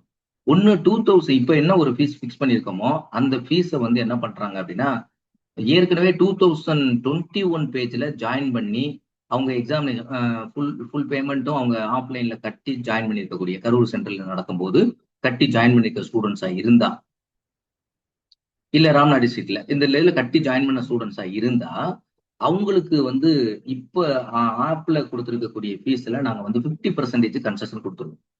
நீங்க 50% மட்டும் 2 இன்ஸ்டால்மெண்ட்ல நீங்க பேமெண்ட்டை பண்ணிக்கலாம். சரியா? அது வந்து இப்போதைக்கு வந்து நீங்க அந்த பேமெண்ட் வைஸா நீங்க அப்படி போய்க்கலாம். இன்கேஸ் அதாவது வந்து என்னன்னா, இப்ப புதிதாக ஒரு மாணவர்கள் ஜாயின் பண்றீங்க அப்படின்னா, அவங்களுக்கு என்ன ஆஃபர் கொடுப்போம். ஸோ இப்போ இந்த ஆஃப்லைன் ஸ்டூடெண்ட்ஸ் ஆப்ல ஜாயின் பண்ணக்கூடிய ஆன்லைன் ஸ்டூடெண்ட்ஸோ ஆஃப் ஸ்டூடெண்ட்ஸோ நீங்க கட்டக்கூடிய பேமெண்ட் இருக்கு பார்த்தீங்களா, இந்த கட்டக்கூடிய பேமெண்ட்டை இந்த என்ன இப்ப கன்செஷன் பண்ணி கொடுக்குறோமோ அந்த ஃபீஸை நாங்க என்ன பண்ணுவோம் அப்படின்னா, அதுக்கு பின்னாடி உங்களுக்கு ஆஃப்லைன் கிளாஸஸ் ஸ்டார்ட் பண்ண பிறகு நீங்க வந்து ஜாயின் பண்ணீங்க அப்படின்னா, இதுல இருந்து 80% எடுத்து அந்த ஃபீஸ்ல கழிச்சிடும். ஏன்னா இதுல இருக்கக்கூடிய மீத 20% ஃபீஸ் வந்து அந்த ஆப்பினுடைய ரெண்டலுக்காக வச்சுக்கிட்டு நாங்க அதுல இருந்து கொஞ்சம் பேமெண்ட் உங்களுக்கு பண்ணிக்குவோம். அப்ப ஆஃப்லைன் ஸ்டூடெண்ட்ஸ் ஆஃப்லைன்ல அப்ப இன்னைக்கு என்ன வருதோ இப்ப நீங்க கட்டி படிச்சுக்கிட்ட லாங் டேர்ம்ல எக்ஸாமினேஷன் உடனே வந்தா கூட அதுக்கு வந்து என்ன ஃபீஸ் ஆஃப்லைன்ல பிக்ஸ் பண்றோமோ அந்த ஃபீஸை நாங்க ரெடியூஸ் பண்ணி உங்களுக்கு தந்துடும். 80% நீங்க இப்ப கட்டுற ஃபீஸ்ல இருந்து எடுத்துக்கிறோம். அப்ப நீங்க ஒன் டைம் டிராவல் ஆகுறீங்க. சோ இந்த டிராவலுக்கான இப்போதைக்கு நீங்க கட்டுற ஃபீஸ் வந்து ஒன்லி ஃபார் வந்து ரெண்டலுக்கு உள்ள பர்பஸ்ல தான் நீங்க கட்டுறீங்க. மீது எதுவுமே கட்டல. அதையே 2 இன்ஸ்டால்மெண்ட் கட்டிக்கலாம். 2021 பேஜ் உங்க நம்பர் எல்லாமே கரெக்டா கொடுக்கணும். அவங்க கோஆர்டினேட்டர்ஸ் வந்து அந்த நம்பர்ஸ் வாங்கி நம்ம அவங்களை இது பண்ணுவோம். இந்த 2021 பேஜ் மட்டும் வெயிட் பண்ணுங்க. யாரும் நீங்க இப்ப கிளாஸ்ல ஜாயின் பண்றவங்களா இருந்தா நீங்க தகவல் கொடுங்க. உங்களுக்கு ஒரு வந்து சேலம் காலேஜ் ஆஃப் எஜுகேஷன்ல அதாவது வந்து நெக்ஸ்ட் வீக்கோ இல்ல அதுக்கு அடுத்த வீக்கோ வந்து உங்களுக்கு வந்து ஒரு சிட்டிங் அங்க வைக்கிறோம். அங்க வந்து ஏற்கனவே நீங்க பேமெண்ட் பண்ண டீடைல்ஸ் காமிச்சிட்டு நீங்க அங்க வந்து உங்களுக்கு வந்து அந்த உங்களுக்கு என்ன பேமெண்ட் கன்செஷன் கொடுக்குறாங்களோ அந்த பேமெண்ட் பண்ணிட்டு நீங்க அங்க வந்து கிளாஸ்ல ஜாயின் பண்ணா அன்னைக்கே உங்களுக்கு ஆப்ல இன்க்ளூட் பண்ணிப்பாங்க. அன்னைக்கே ஆப்ல இன்க்ளூட் பண்ணி கிளாஸஸ் எப்படி பார்க்கணும் என்ன பண்ணணும் அப்படின்ற ஓவர் வியூ, எப்படி நீங்க கிளாஸ்ல போகணும், எப்படி வந்து டெஸ்ட் பேப்பர் அட்டன் பண்ணணும், எப்படி வீடியோ கரண்ட் பார்க்கணும், எந்த மாதிரி நீங்க இந்த ஆப்பை ஹேண்டில் பண்ணணும் அப்படின்ற விஷயத்த அன்னைக்கு உங்களுக்கு சொல்லிட்டு அன்னைக்கு உங்களுக்கு அந்த ஒன் சிட்டிங்ல மட்டும் 2021 பேஜுக்கான வாய்ப்புகளை கொடுக்கும்போது அந்த டயத்துல 2021 பேஜ்ல இருக்கக்கூடியவங்களுக்கு நான் இந்த குரூப்ல பதிவு பண்றேன். அதனால எல்லாருமே அந்த டேட்ல நீங்க அங்க வந்து கிளாஸஸ் வந்துடணும். வந்துட்டு திருப்பி படிக்க விருப்பப்படுறவங்க அந்த டேட்டை மட்டும் நீங்க ஆஃபர் பண்ணிக்கலாம். நீங்க ஆஃபர் பண்ணிக்கிட்டே அப்படின்னா அப்புறம் ரெகுலர் வரும்போது உங்களுக்கு வேற ஒரு ஆஃபர் வந்துச்சு அப்படின்னா அந்த ஆஃபர் அவங்களுக்கு கொடுப்போம். அதுக்கு அந்த கொடுத்த டேட்ல நீங்க வந்து கரூர்ல நீங்க வந்து நேரடியாக நீங்க ரிப்போர்ட் ஆகல அப்படின்னா அதுக்கு பின்னாடி நீங்க நியூ ஸ்டூடெண்ட்ஸா தான் நாங்க உங்களை கன்சிடர் பண்ணுவோம். நெக்ஸ்ட் நீங்க ஒரு பேஜுக்கு வர்றீங்க, நெக்ஸ்ட் ஒரு கிளாஸ்க்கு வர்றீங்க அப்படின்னா உங்களுக்கு நாங்க நியூ ஸ்டூடெண்ட்ஸ். ஏன்னா இப்ப நாங்க அதுக்கான வாய்ப்பு உங்களுக்கு நாங்க தொடக்கத்திலே கொடுத்துறோம். எங்களுக்கு வந்து ரிசல்ட் வரணும், எங்களுக்கு ரிசல்ட் அதிகமா வரணும். அதனால வந்து நாங்க வந்து எப்படியா இருந்தாலும் உங்களை உள்ள கொண்டு வரதான் எங்களுக்கு பெஸ்ட். அதனால நீங்க உள்ள கொண்டு வாங்க. உங்களுக்கு வந்து இப்போ என்ன ஃபீஸ் வந்து ஆப்புக்காக ஃபிக்ஸ் பண்றாங்களோ அதை 50% கன்செஷன் தந்துட்டு தான் உங்களை வந்து உள்ள இன்க்ளூட் பண்ணுவாங்க. ஸோ இதெல்லாம் டெக்னிக்கல் கமிட்டி. நான் வகுப்பு எடுக்கிற மட்டும்தான். ஆனா எல்லா செய்தியும் தொகுத்து வழங்கக்கூடியது நான் தான். ஆனா இதை வந்து ஒரு டீம் செயல்படுவாங்க. அவங்கவுங்க அவங்களுடைய ரோல் பண்ணுவாங்க, அவ்வளவுதான். சரியா? நான் வகுப்பு எடுக்கிறது என்னுடைய வகுப்பு, எனக்கு என்ன சப்ஜெக்ட் கொடுத்தோ அந்த வகுப்பு மட்டும் தான் நான் எடுப்பேன். சரி, ஆனா பட் எல்லா விஷயத்தையும் என்னுடைய யூடியூப்ல நான் பதிவு பண்றேன். உங்களுக்கு தகவலுக்காக தான் நான் இந்த தகவலை சொல்றேன். அப்ப புது ஸ்டூடெண்ட்ஸ் ஜாயின் பண்றவங்களா இருந்தா உங்களுக்கு என்ன இப்போதைக்கு ஆப்ல பிக்ஸ் பண்றாங்களோ அந்த பேமெண்ட்டை நீங்க கட்டிடுவீங்க. ஆஃப்லைன் தொடங்கும் போது நீங்க ஆஃப்லைனுக்கு வர்றீங்க அப்படின்னா உங்களுக்கு அந்த ஃபீஸ்ல இருந்து 80% வந்து நீங்க ஆஃப்லைன் ஃபீஸ் பிக்ஸ் பண்ணக்கூடிய ஃபீஸ்ல கழிச்சிட்டு ரிமைனிங் ஃபீஸை நீங்க பேமெண்ட் பண்ற மாதிரி இருக்கும். சரி, அந்த மாதிரி உங்களுக்கு ஒரு ஆஃபரிங் கொடுக்குறாங்க. அந்த 20% இருக்கு பத்தியா, அது உங்களுக்கு 1 இயர் டிராவல் ஆகிட்டே இருக்கு. 1 இயருக்கு வந்து அந்த 20% வந்து ஆப்புக்காக கட்டக்கூடிய ரூபா வந்து உங்களுக்கு 1 இயர் டிராவல் பண்ணிக்கிட்டே இருப்பேன் ஆப்ல. நீங்க ஆன்லைன் கிளாஸ்ல எடுக்கக்கூடிய கிளாஸஸோ இல்ல வேற கிளாஸஸ் நானா வந்து இது இம்பார்ட்டன்ட் தெரிஞ்சு எடுக்கக்கூடிய அப்லோட் பண்ணக்கூடிய வீடியோஸோ சில ஷார்ட் நோட்ஸோ எல்லாமே ஆப்ல இருக்கும். அப்ப நீங்க மல்டிபர்பஸ்க்காக நீங்க அதை யூஸ் பண்ணலாம். வெறும் கிளாஸ் எடுக்கிற வீடியோ மட்டும் இங்க அப்லோட் ஆகாது. சில short notes, one word answer question, filling the blanks, அந்த மாதிரி வந்து கொஸ்டின்ஸும் நாங்க உள்ள அப்லோட் பண்ணுவோம். அந்த கிளாஸஸையும் நீங்க அட்டன் பண்ணிக்கலாம். அதுக்குதான் உங்களை எல்லாத்தையும் ஆப்புக்குள்ள கனெக்ட் பண்ணும். சரியா? சோ அந்த அடிப்படையில தான் நம்ம இப்ப கிளாஸ் பண்ணுவோம். ஸோ இந்த எக்ஸாமினேஷனை பொறுத்தவரை எக்ஸாமினேஷன் பேட்டர்ன் சொல்லிட்டு நம்மளுக்கு பார்ட் ஏல 30 கொஸ்டின்ஸ் இருக்கும், பார்ட் பில வந்து 95 கொஸ்டின்ஸ் இருக்கும். ஸோ இந்த 95 கொஸ்டின்ஸ் மட்டும்தான் நம்மளுக்கு தேர்வுல ஃபைனல் ரிசல்ட் வெளியிடும் போது எடுத்துக்குவாங்க. தமிழ் தகுதி தேர்வு 30 மார்க் ஒன்லி எலிஜிபிலிட்டி தான். 40% நம்ம செக்யூர் பண்ணி ஆகணும். 95 மார்க்ல பார்த்தோம்னா 5 மார்க் வந்து நம்மளுக்கு வந்து நம்மளோட எக்ஸ்பீரியன்ஸை வச்சு மார்க் கொடுப்பாங்க. அந்த 5 மார்க்கையும் போட்டு 100 மார்க்குக்கு கட் ஆஃப் கொடுத்து அதுல டாப்பர்ஸ் இருக்கக்கூடியவங்களை அந்தந்த இனச்சுழற்சி முறையில அவங்க வந்து வேலை வாய்ப்பு கொடுப்பாங்க. ஸோ இது வந்து நம்மளுக்கு நோட்டிபிகேஷன் பார்த்தோன்னா 2015 தான் நம்மளுக்கு வந்து கெஜெட்ல வந்து பப்ளிகேஷன் பண்ணிதான். தமிழ்நாடு கெஜெட்ல வந்து இந்த அதாவது தமிழ்நாடு கவர்மெண்ட் கெஜெட்ல தான் இந்த சிலபஸ் பப்ளிஷ் பண்ணியிருந்தாங்க. இதனுடைய இதெல்லாம் ரிஜிஸ்ட்ரேஷன் நம்பர்லாம் கொடுத்துருக்காங்க பாருங்களேன். இதனுடைய எப்ப இந்த இது வந்து நம்பர் கொடுக்குறாங்க அப்படின்னு பார்த்தோன்னா இதனுடைய நம்பர் எல்லாமே இங்கேயே தெளிவாகவே மென்ஷன் பண்ணியிருக்காங்க. எந்த இதனுடைய படி வந்து இதை நாங்கள் பப்ளிஷ் பண்றோம் அப்படின்றது கொடுத்துருக்காங்க. ஸோ இப்போ இதுல வந்து என்ன அப்படின்னா இந்த சிலபஸ் தான் இப்போ நம்ம வந்து கிளாஸஸ் கன்டினியூ பண்ண போறோம். இதுபடி பார்த்தோம் அப்படின்னா நம்மளுக்கு மொத்தம் வந்து 8 சிலபஸ் இருக்கு. இப்போ 8 சிலபஸையும் நம்ம எப்படி நடத்த போறோம் அப்படின்னு பார்த்தோம்னா இப்போ எக்ஸாம்ல பார்த்தோம்னு வச்சுங்களேன். இது ஆக்சுவலா ஸ்பெஷல் டீச்சர் எக்ஸாமினேஷன்ல இப்போ ஒரு பெரிய லோடே கிடையாது. நீங்க சரியா ப்ரிப்பேர் பண்ணிய அப்படின்னு வச்சுங்களேன், உங்களால வந்து ஈஸியா தேர்வுல வந்து குவாலிஃபை பண்ண முடியும். இதுல வந்து ரொம்ப ரிஸ்கே கிடையாது. இந்த இதுல பொறுத்தளவு ஸ்பெஷல் டீச்சரை பொறுத்தளவு நான் சொல்லிட்டேன். நீங்க வந்து கரெக்டா கிளாஸஸ் வந்துட்டு ஆப்ல நீங்க வந்து ரெகுலரா வீடியோ டெய்லி ஒரு 1 ஹவர் வந்து ஒரு அதுக்குன்னு ஒரு ½ hour எக்ஸாமினேஷன் வர்ற வரைக்கும் ஒரு 1 ஹவராவது மினிமம் டெய்லி வந்து ஏதாவது ஒரு அதாவது ஒரு ஒரு யூனிட்டை விட்டு இன்னொரு யூனிட்டுக்கு போயிடக்கூடாது. ஒரு யூனிட் ஓப்பன் பண்ணோமா அந்த யூனிட்ல முதல் இப்போ principles and history of physical education இருக்கா, அதை நீங்க ஓப்பன் பண்ண பிறகு முதல்ல மீனிங் ஆஃப் பிசிக்கல் எஜுகேஷன் இருக்கா, முதல்ல மீனிங் ஆஃப் பிசிக்கல் எஜுகேஷன்ல எத்தனை வீடியோ இருக்கோ அத்தனை வீடியோ நீங்க கேட்கணும். நாங்க ஒரு வீடியோ கொடுத்துருக்க மாட்டோம். நாங்க எப்பப்பெல்லாம் கிளாஸ் எடுத்துருக்கோமோ எல்லா வீடியோ உள்ள இன்க்ளூட் இருக்கு. அப்போ ஒவ்வொரு வீடியோலயும் ஒரு விதமான கான்செப்ட் கிடைக்கும். ஆனா அதை திரும்ப திரும்ப நீங்க கேட்கும்போது அப்ப மீனிங் ஆஃப் பிசிக்கல் எஜுகேஷன்ல ரிலேட்டடா என்ன கொஸ்டின் கேட்டா இது வந்து ஒரு உதாரணத்துக்கு சொல்றேன். இது மாதிரிக்க இந்த ஸ்பெஷல் டீச்சர்ல இருக்கக்கூடிய ஈச் அண்ட் எவ்ரி வேர்ட்ஸ் என்ன கொஸ்டின் கேட்டாலும் உங்களால டிஆர்பில குவாலிஃபை பண்ணும். இது உறுதியா 100%. இது வந்து என்னன்னா அப்மார்க் முத்திரை மாதிரி தான். 100% இல்ல அப்படின்னா நீங்க நேரடியா வந்து கேட்கலாம். நேரடியாக ஏசிசி மையத்தினுடைய சேர்மனுக்கு நீங்க வந்து கம்ப்ளைண்ட் பண்ணலாம். ஏசிசி மையத்தினுடைய சேர்மன் வந்து ஒரு ரிட்டையர்டு வந்து எஸ்ஐ தான் வந்து அதனுடைய சேர்மன். அவர்கிட்ட நீங்க நேரடியாக கம்ப்ளைண்ட் பண்ணலாம். ஏன்னா நீங்க வந்து ஏற்கனவே பிஜிடிஆர்பிக்கு நம்ம வந்து இப்போ லேட்டஸ்டா வந்து அவங்க வந்து அவேர்னஸ் கோச்சிங் சென்டர்ல இருந்து அந்த அறக்கட்டளையில இருந்து உங்களுக்கு புக் பப்ளிஷ் பண்ணி இது வந்து ஒரு ரிஜிஸ்டர்ட் பாடி. இது வந்து சொசைட்டி ஆக்டுக்கு கீழே ஒரு ரிஜிஸ்டரான பாடி. அந்த பாடியில இருக்கக்கூடியதுல ஒன் ஆஃப் தி ட்ரெயினர் தான் நானும் அதுக்குள்ள இருக்கிறேன். ஸோ அதனால வந்து இதனுடைய என்டையர் இது எல்லாமே என்னன்னா இந்த அஸ்தேயா ஃபவுண்டேஷனுடைய கண்ட்ரோல்ல தான் இது இருக்குது. ப்ராப்பர் ரிஜிஸ்ட்ரேஷன் பண்ணப்பட்டது. ஸ்மால் ஸ்கேல்லையும் இது பதிவு பண்ணப்பட்ட ஒரு அமைப்பாகவும் இது இருக்கிறதுனால இதனுடைய காப்பி ரைட்ஸ் எல்லாமே அவங்களுக்கு தான் இருக்கு. எந்த புத்தகம் வந்தாலும் அது அவங்க தான். ஒன்லி ஃபார் வந்து தொகுப்பாளராக நாங்க இருப்பேனே தவிர இதனால எந்த விதமான கெயின் எங்களுக்கு கிடையாது. ஆனா பட் நான் கிளாஸ் எடுத்து கொடுக்குறேன் அப்படின்னா அதற்கான ரிசோர்ஸ்க்கான என்ன எனக்கு வந்து அமௌண்ட்ஸ் அவங்க கொடுக்குறாங்களோ அது வந்து கண்டிப்பா வந்து எனக்கு ரிசோர்ஸ் பர்சனுக்கு என்ன நான் டிராவல் பண்றேன், எனக்கு என்ன இது அகாமடேஷன் ரூம் கொடுக்குறாங்க அதெல்லாம் வந்து அவங்க பண்ணிப்பாங்க. அப்ப இது மாதிரி ஒவ்வொரு வேர்டையும் நீங்க படிக்க போறீங்க. பிசிக்கல் எஜுகேஷன் மீனிங், பிசிக்கல் கல்ச்சர்னா என்ன, பிசிக்கல் ட்ரைனிங்னா என்ன, aim and objectives of physical education என்ன, அதே மாதிரி physical education in ancient Greece, அதாவது வந்து பழங்கால கிரேக்கத்துல பார்த்தோம் அப்படின்னா குறிப்பா வந்து டிஃப்ரெண்ட் சிட்டி ஸ்டேட்ஸ் இருக்கு. அதுல வந்து ஸ்பாட் அண்ட் ஏதன்ஸ்ல தான் முக்கியமா வந்து இந்த பிசிக்கல் எஜுகேஷனோட இம்பார்ட்டன்ஸ் இருந்து பேலஸ்ட்ரா, டைடஸ்கேலியம் இந்த மாதிரி நிறைய different schools, academic orient schools, அதே மாதிரி பிசிக்கல் ட்ரைனிங் ஓரியன்ட். ஏன்னா அந்த காலத்துல என்ன அப்படின்னா போர் பயம் தான் மக்களுக்கு. அப்ப மக்களுக்காக தான் உடல் பலம் தான் முக்கியமே தவிர அறிவு பலத்தை அவங்க முக்கியத்துவம் கொடுக்கல. ஸோ ஆனா இந்த ஏதன் அண்ட் ஸ்பாட்டா வந்து டிஃப்ரெண்ட் அட்மினிஸ்ட்ரேஷன் இருக்கக்கூடியவங்க சில அதுதான் ஆதென்டிக்கா டெமோக்ராட்டிக் லீடரா இருப்பாங்க ஒரு கண்ட்ரி ஒரு ஸ்டேட்ல, இன்னொருல வந்து ஆட்டோக்ராட்டிக் லீடரா இருப்பாங்க. ஸோ அந்த மாதிரிக்கே வந்து ஒரு ஸ்ட்ரிக்ட் ரூல்ஸ் அண்ட் ரெகுலேஷன்ஸ் அந்த மாதிரிலாம் ட்ரைனிங்கள் எல்லாம் இருக்கும் அப்படின்றதான். அதே மாதிரிக்கே வந்து நம்மளுக்கு வந்து ஏன்சியன் மாடர்ன் ஒலிம்பிக் கேம்ஸ், அதாவது வந்து நான் ஃபர்ஸ்ட் வந்து ஏன்சியன் ஒலிம்பிக் கேம் வந்து பழங்கால ஒலிம்பிக் போட்டிகள், அதே மாதிரிக்கே வந்து புதிய ஒலிம்பிக் போட்டிகள் அப் டு டேட் இன்னைக்கு வரைக்கும். நெக்ஸ்ட் ஒலிம்பிக் எங்க நடக்க போகுது, அதுக்கடுத்த ஒலிம்பிக் எங்க நடக்க போகுது, அது வரைக்கும் வரக்கூடிய எல்லா ரிலேட்டட் கான்செப்டும் எப்ப என்ன ஈவெண்ட் இன்ட்ரோடியூஸ் பண்ணாங்க, பிளாக் எப்ப இன்ட்ரோடியூஸ் பண்ண, ஆண்ட்வர்ப் ஒலிம்பிக்ல என்ன இன்ட்ரோடியூஸ் பண்ணாங்க, எப்போ வந்து மெடல்ஸ் இஷ்யூ பண்ண ஆரம்பிச்சாங்க, அந்த மெடல்ஸோட குவாலிட்டி என்ன, இதை கண்ட்ரோல் பண்ணக்கூடிய போர்டு யாரு, அந்த போர்டுல யார் யார் இருப்பாங்க, இப்ப கரண்ட்ல யார் இருக்காங்க, ஃபர்ஸ்ட் ஸ்டார்டிங் எப்ப யார் இருந்தாங்க, இந்த பத்தியான வினாக்கள் வந்து நிறைய உங்களுக்கு கொஸ்டின்ஸ் எல்லாம் எங்க கேட்பாங்க. அதை அடுத்து ஏசியன் கேமை பொறுத்தளவு லாஸ்ட் இதுல கொஸ்டின் பேப்பர்ல நான் சொன்ன கொஸ்டின் தான் கேட்டிருந்தாங்க. ஏசியன் கேம் எப்ப 2வது முதல் நடத்தினாங்க அப்படின்னு கொஸ்டின் கேட்பாங்கன்னு சொன்னேன். அதே தான் கேட்டிருந்தாங்க. 1982 கேட்டிருந்தாங்க. 1951 ஃபர்ஸ்ட் ஏசியன் கேம் தொடங்குது. செகண்ட் ஏசியன் கேம் 1982ல 2வது டைம் ஷார்ட்கட்டோட நான் சொல்லி கொடுத்தேன். அந்த தான் அவங்க கொஸ்டின்லையும் கேட்டிருந்தாங்க. லாஸ்ட் இயர் கேட்டிருந்தாங்க. அடுத்து பார்த்தோன்னா பிசிக்கல் எஜுகேஷன் இன் இந்தியா அப்படின்னு பார்த்தோம்னா நம்மளுக்கு பிசிக்கல் எஜுகேஷனோட இந்தியா வந்து எப்போ வந்து வரலாறு தொடங்குது அப்படின்னா 1920 தொடங்குது. 1920 தான் ஒய்எம்சி காலேஜ் ஆஃப் பிசிக்கல் எஜுகேஷனுடைய தான் ஃபர்ஸ்ட் வந்து பிகினிங், அதாவது வந்து ஸ்டார்ட் அப் நடந்தது அதுதான். ஹச்சி பல்க்கு வந்து இங்க வந்து யங் மேன் கிறிஸ்டின் அசோசியேஷன் சொல்லக்கூடிய ஒய்எம்சி அமைப்பு மூலமாக ஒரு கோர்ஸ் அவங்க தொடங்குறாங்க. அந்த தான் ஃபர்ஸ்ட் இனிஷியேட்டிவ். அதுக்கு பின்னாடி தான் இன்னைக்கு வந்து கடைசியா வந்து அது குவாலியரா இருக்கட்டும், மத்திய பிரதேசல இருக்கக்கூடியதா இருக்கட்டும், இல்ல எங்க வேணாலும் இருக்கக்கூடிய எல்லா சென்டர்ஸும் இருக்கட்டும், கடைசியா பார்த்தோம்னா தமிழ்நாடு கவர்மெண்ட் வந்து Tamil Nadu physical education sports university establish பண்ணாங்க. அதுக்கு பின்னாடி பார்த்தோன்னா இப்போ ஒரிசால ஒரு யூனிவர்சிட்டி தொடங்கியிருக்காங்க. ஸோ இந்த மாதிரி வந்து என்ன அப்படின்னா பிசினஸ் க்ரோத் வந்து டெவலப் ஆகி போயிட்டே இருக்கு.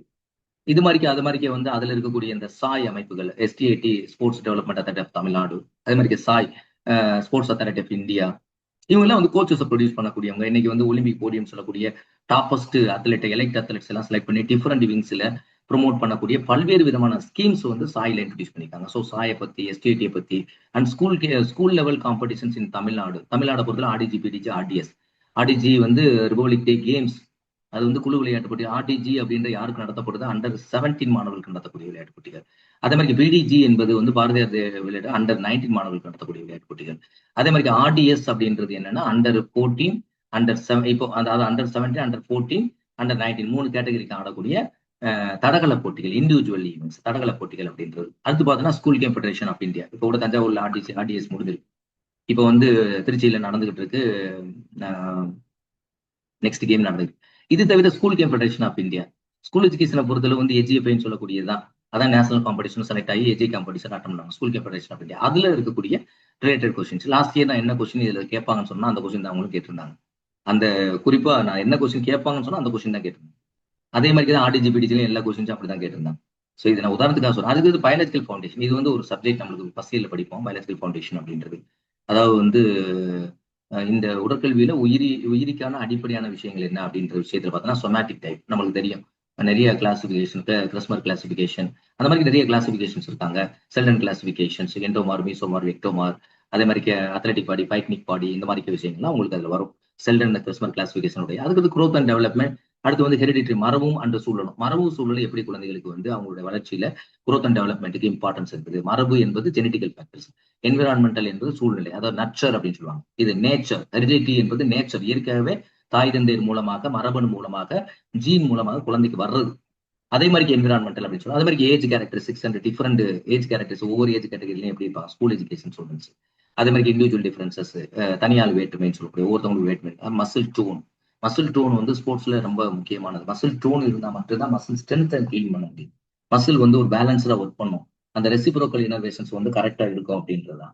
அதே மாதிரி அத்லெட்டிக் ரெசிப்ரோக்கல் இனோவேஷன் அடுத்து வரும் உங்களுக்கு. அடுத்து அத்லெட்டிக் ஹார்ட் அப்படின்ற போன தடவை அத்லெட்டிக் ஹார்ட்ல என்ன கொஸ்டின் வரும்னு சொன்னா அதான் கேட்டிருக்காங்க. அதே மாதிரி ரெசிப்ரோக்கல் இன்னோவேஷன்ஸ் அப்படின்றது.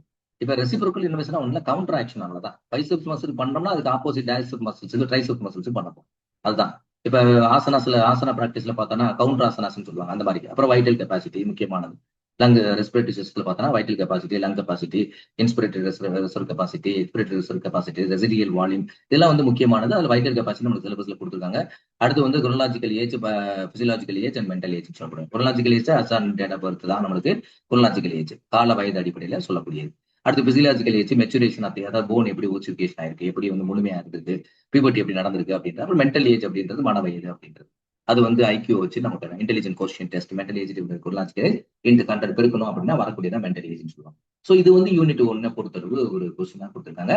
இதுல வெவ்வேறு விதமான, நான் கிளாஸ் நடத்தும் போது உங்களுக்கு சொல்லுவேன், வெவ்வேறு விதமான ஏரியாக்கள் இதுல கவர் பண்ணிப்பாங்க. கொஸ்டின் எப்படி கேட்பாங்க, எப்படி உங்களுக்கு நீங்க எப்படி தயார்படுத்தணும். இது வந்து உங்களுக்கு பார்க்கும்போது எனக்கு வந்து என்ன அப்படின்னா, இந்த டாப் ஃபர்ஸ்ட் லெவல் எக்ஸாமினேஷன்ல இருந்து காலேஜ், ஹையர் எஜுகேஷன், அதே மாதிரி நெட் எக்ஸாமினேஷன், செட் எக்ஸாமினேஷன், இது இப்படியே நடத்தி வரும்போது இதெல்லாம் பார்க்கும்போது எனக்கு என்னமோ இது ஒரு சின்ன ஒரு 2 நாள் படிச்சுட்டு போய் எக்ஸாமினேஷன் எழுதிட்டு வர மாதிரி ஒரு டாபிக் தான். சரியான மெட்டீரியல், சரியான வழிகாட்டுதல், சரியான வீடியோ கண்டென்ட் இருந்துச்சு அப்படின்னா நீங்க சரியா, அதாவது வந்து என்ன மெட்டீரியல் இருந்தாலும் உங்களால பாஸ் பண்ண முடியாது. கண்டிப்பா நீங்க கிளாஸ்ல ஜாயின் பண்ணி வீடியோ கண்டென்ட் திரும்ப திரும்ப கேட்டு அந்த டெஸ்ட் பேப்பர்ஸை நீங்க எடுத்து வந்தா மட்டும் தான் எக்ஸாமினேஷன் நான் நல்ல வெல் வெர்ஸ்டு, நான் சும்மா மெட்டீரியல் படிச்சு பாஸ் பண்ணிடுவேன் அப்படின்னா அது மாதிரி பாஸ் பண்ணவங்க அத்தி புத்தாப்புல எங்கேயோ ஒரு ஆள் 2 ஆள் இருக்கலாம். அதுக்காக ரிசல்ட் எடுத்துட முடியாது. வரக்கூடிய எப்ப ஆத்துல தண்ணி அலமோதி வருதோ அப்பதான் முங்கி குடிக்க முடியும். தண்ணி ஆத்துல அலமோதி வராத டயத்துல என்ன முங்கி குடிக்க முடியாது. சரியா? ஒரு சின்ன பள்ளத்தை தோண்டி அதுல இருந்து தண்ணி அள்ளி குடிக்க முடியும். அது மாதிரி தான் பண்ணணும். அது மாதிரி வாய்ப்பு கிடைக்கும் போது நல்லா உங்களை வந்து கண்டிப்பா சிஸ்டமேட்டிக் ப்ரிப்பரேஷன் வந்து ஒரு சென்டர், நீங்க எந்த சென்டர்ல ஜாயின் பண்ணாலும் அந்த சென்டர்ல உங்களை சிஸ்டமேட்டிக் ப்ரிப்பரேஷன் கொண்டு போறாங்களா, ப்ராப்பரா நடத்துறாங்களா, டாபிக் வைஸா டெஸ்ட் வைக்கிறாங்களா, யூனிட் வைஸா டெஸ்ட் வைக்கிறாங்களா, டாபிக் வைஸா முடிஞ்ச பிறகு யூனிட் வைஸ் டெஸ்ட் வைக்கிறாங்களா, யூனிட் டெஸ்ட் முடிஞ்ச பிறகு மாடல் டெஸ்ட் நடத்துறாங்களா, model test number of model test நடத்துறாங்களா, அதெல்லாம் வந்து நீங்க வந்து செக் அவுட் பண்ணணும். அப்படி பண்ணும்போது தான் நீங்க வந்து ஒரு சிஸ்டமேட்டிக் ப்ரிப்பரேஷன் போக மட்டும் தான் ஜெயிக்க முடியும். அதாவது நடத்துறது முக்கியம் கிடையாது, ஆனா உங்களை வந்து எக்ஸாமினேஷன்ல குவாலிஃபை பண்ண வைக்கணும். அதுதான் ரொம்ப முக்கியமான விஷயம். அடுத்த டாபிக் பார்த்தோம் அப்படின்னா ஸ்போர்ட்ஸ் மேனேஜ்மெண்ட் இன் பிசிக்கல் எஜுகேஷன். இது வந்து ரொம்ப ஒரு சிம்பிளான ஒரு யூனிட் தான் நம்ம சொல்ல முடியும். ஒரு பெரிய பகுதியெல்லாம் இதுல ஒன்றும் கொடுக்கல. Meaning of sports management, sports management meaning என்ன, இது வந்து ஆக்சுவலா நெட்ல ஒரு வாஸ்து சப்ஜெக்டா கொடுத்துருக்காங்க. அடுத்து ஸ்கீம் ஆஃப் ஆர்கனைசேஷன்ஸ், என்னென்ன ஆர்கனைசேஷன்ஸ் ஸ்கீம் ஆஃப் ஆர்கனைசேஷன்ஸ் இருக்குது நம்மளுக்கு அப்படின்றத பத்தியான ஒரு, அதுவும் குறிப்பா ஸ்கீம் ஆஃப் ஆர்கனைசேஷன்ல ஸ்கூல் லெவல் ஆர்கனைசேஷன். ஸ்கூல் லெவல்ல அப்படின்னா ஒரு டீம், அதாவது வந்து ஸ்போர்ட்ஸ் கமிட்டி விளையாட்டு குழு இருப்பாங்க. அந்த விளையாட்டுக்குள்ள தலைமை ஆசிரியர் சேர்மனா இருப்பாங்க. அந்த உடற்கல்வி இயக்குனர் வந்து அதனுடைய செயலராக இருப்பாரு, விளையாட்டு குழு செயலராக இருப்பாரு. அடுத்து வந்து விளையாட்டு குழுவினுடைய அந்த சீனியர் பிஇடிஸ் இருப்பாங்க இல்லையா, அவங்க வந்து அந்த ஒருவேளை பிசிக்கல் டைரக்டர் இல்லை அப்படின்னா அந்த சீனியர் பிஇடிஸ் தான் என்ன பண்ணிருப்பாரு அப்படின்னா அந்த சேர்மன் செக்ரட்டரியா இருப்பார். சேர்மன் வந்து ஹெட் ஆஃப் தி இன்ஸ்டியூஷன் தான். மெட்ரிகுலேஷனா இருந்தா principal, high school higher secondary ஸ்கூலா இருந்துச்சுன்னா ஹெட் மாஸ்டர்ஸ் வந்து அவங்களுக்கு வந்து இருப்பாங்க. அதுக்கு பின்னாடி பார்த்தோன்னா அதர் கிளாஸ் ரூம் டீச்சர்ஸ், மற்ற பிசிக்கல் எஜுகேஷன் டீச்சர்ஸ் எல்லாம் மெம்பர்ஸா இருப்பாங்க. அப்புறம் மாணவ உறுப்பினர்கள் இருப்பாங்க. இது ஒரு கான்ஸ்டியூஷன். ஸோ இதே மாதிரி டிஸ்ட்ரிக்ட் லெவல்ல எடுத்தோம்னா வந்து ஸ்கூல் எஜுகேஷனுக்கு ஒரு மாதிரி இருக்கும். அதே மாதிரி டிஸ்ட்ரிக்ட் ஸ்போர்ட்ஸ் ஆஃபீஸருக்கு ஒரு விங் இருக்கும். டிஸ்ட்ரிக்ட் ஸ்போர்ட்ஸ் ஆஃபீஸர், அவருக்கு கீழே கோச்சஸ் இருப்பாங்க. அவருக்கு கீழே சில இதெல்லாம் போயிட்டு இருக்கும். அந்த மாதிரி இருக்கும். அப்ப ஸ்டேட் லெவல் வரும்போது இப்ப நமக்கு state level school education department அப்படின்னு நம்ம வந்துட்டோம் அப்படின்னா இது வந்து ரெண்டு வகையா பார்க்கலாம். ஒன்னு எஸ்டிடிக்கு ஒரு வகையா பார்க்கலாம். ஸ்கூல் எஜுகேஷன் டிபார்ட்மெண்ட் நம்மளுக்கு முதல்ல எடுத்தோம்னா டாப் ஃபர்ஸ்ட் யார் அப்படின்னு பார்த்தோம்னா ஃபர்ஸ்ட் வந்து டாப் ஃபர்ஸ்ட் வந்து நம்மளுக்கு வந்து ஃபர்ஸ்ட் சிஎம்க்கு கீழே யார் வருவா அப்படின்னா அந்த எஜுகேஷன் மினிஸ்டர் வருவார். எஜுகேஷன் மினிஸ்டருக்கு கீழே யார் வருவாங்கன்னா எஜுகேஷன் செக்ரட்டரி வருவாங்க. எஜுகேஷன் செக்ரட்டரிக்கு யார் வருவாங்க அப்படின்னா ஸ்கூல் எஜுகேஷன் டைரக்டர் வருவார்.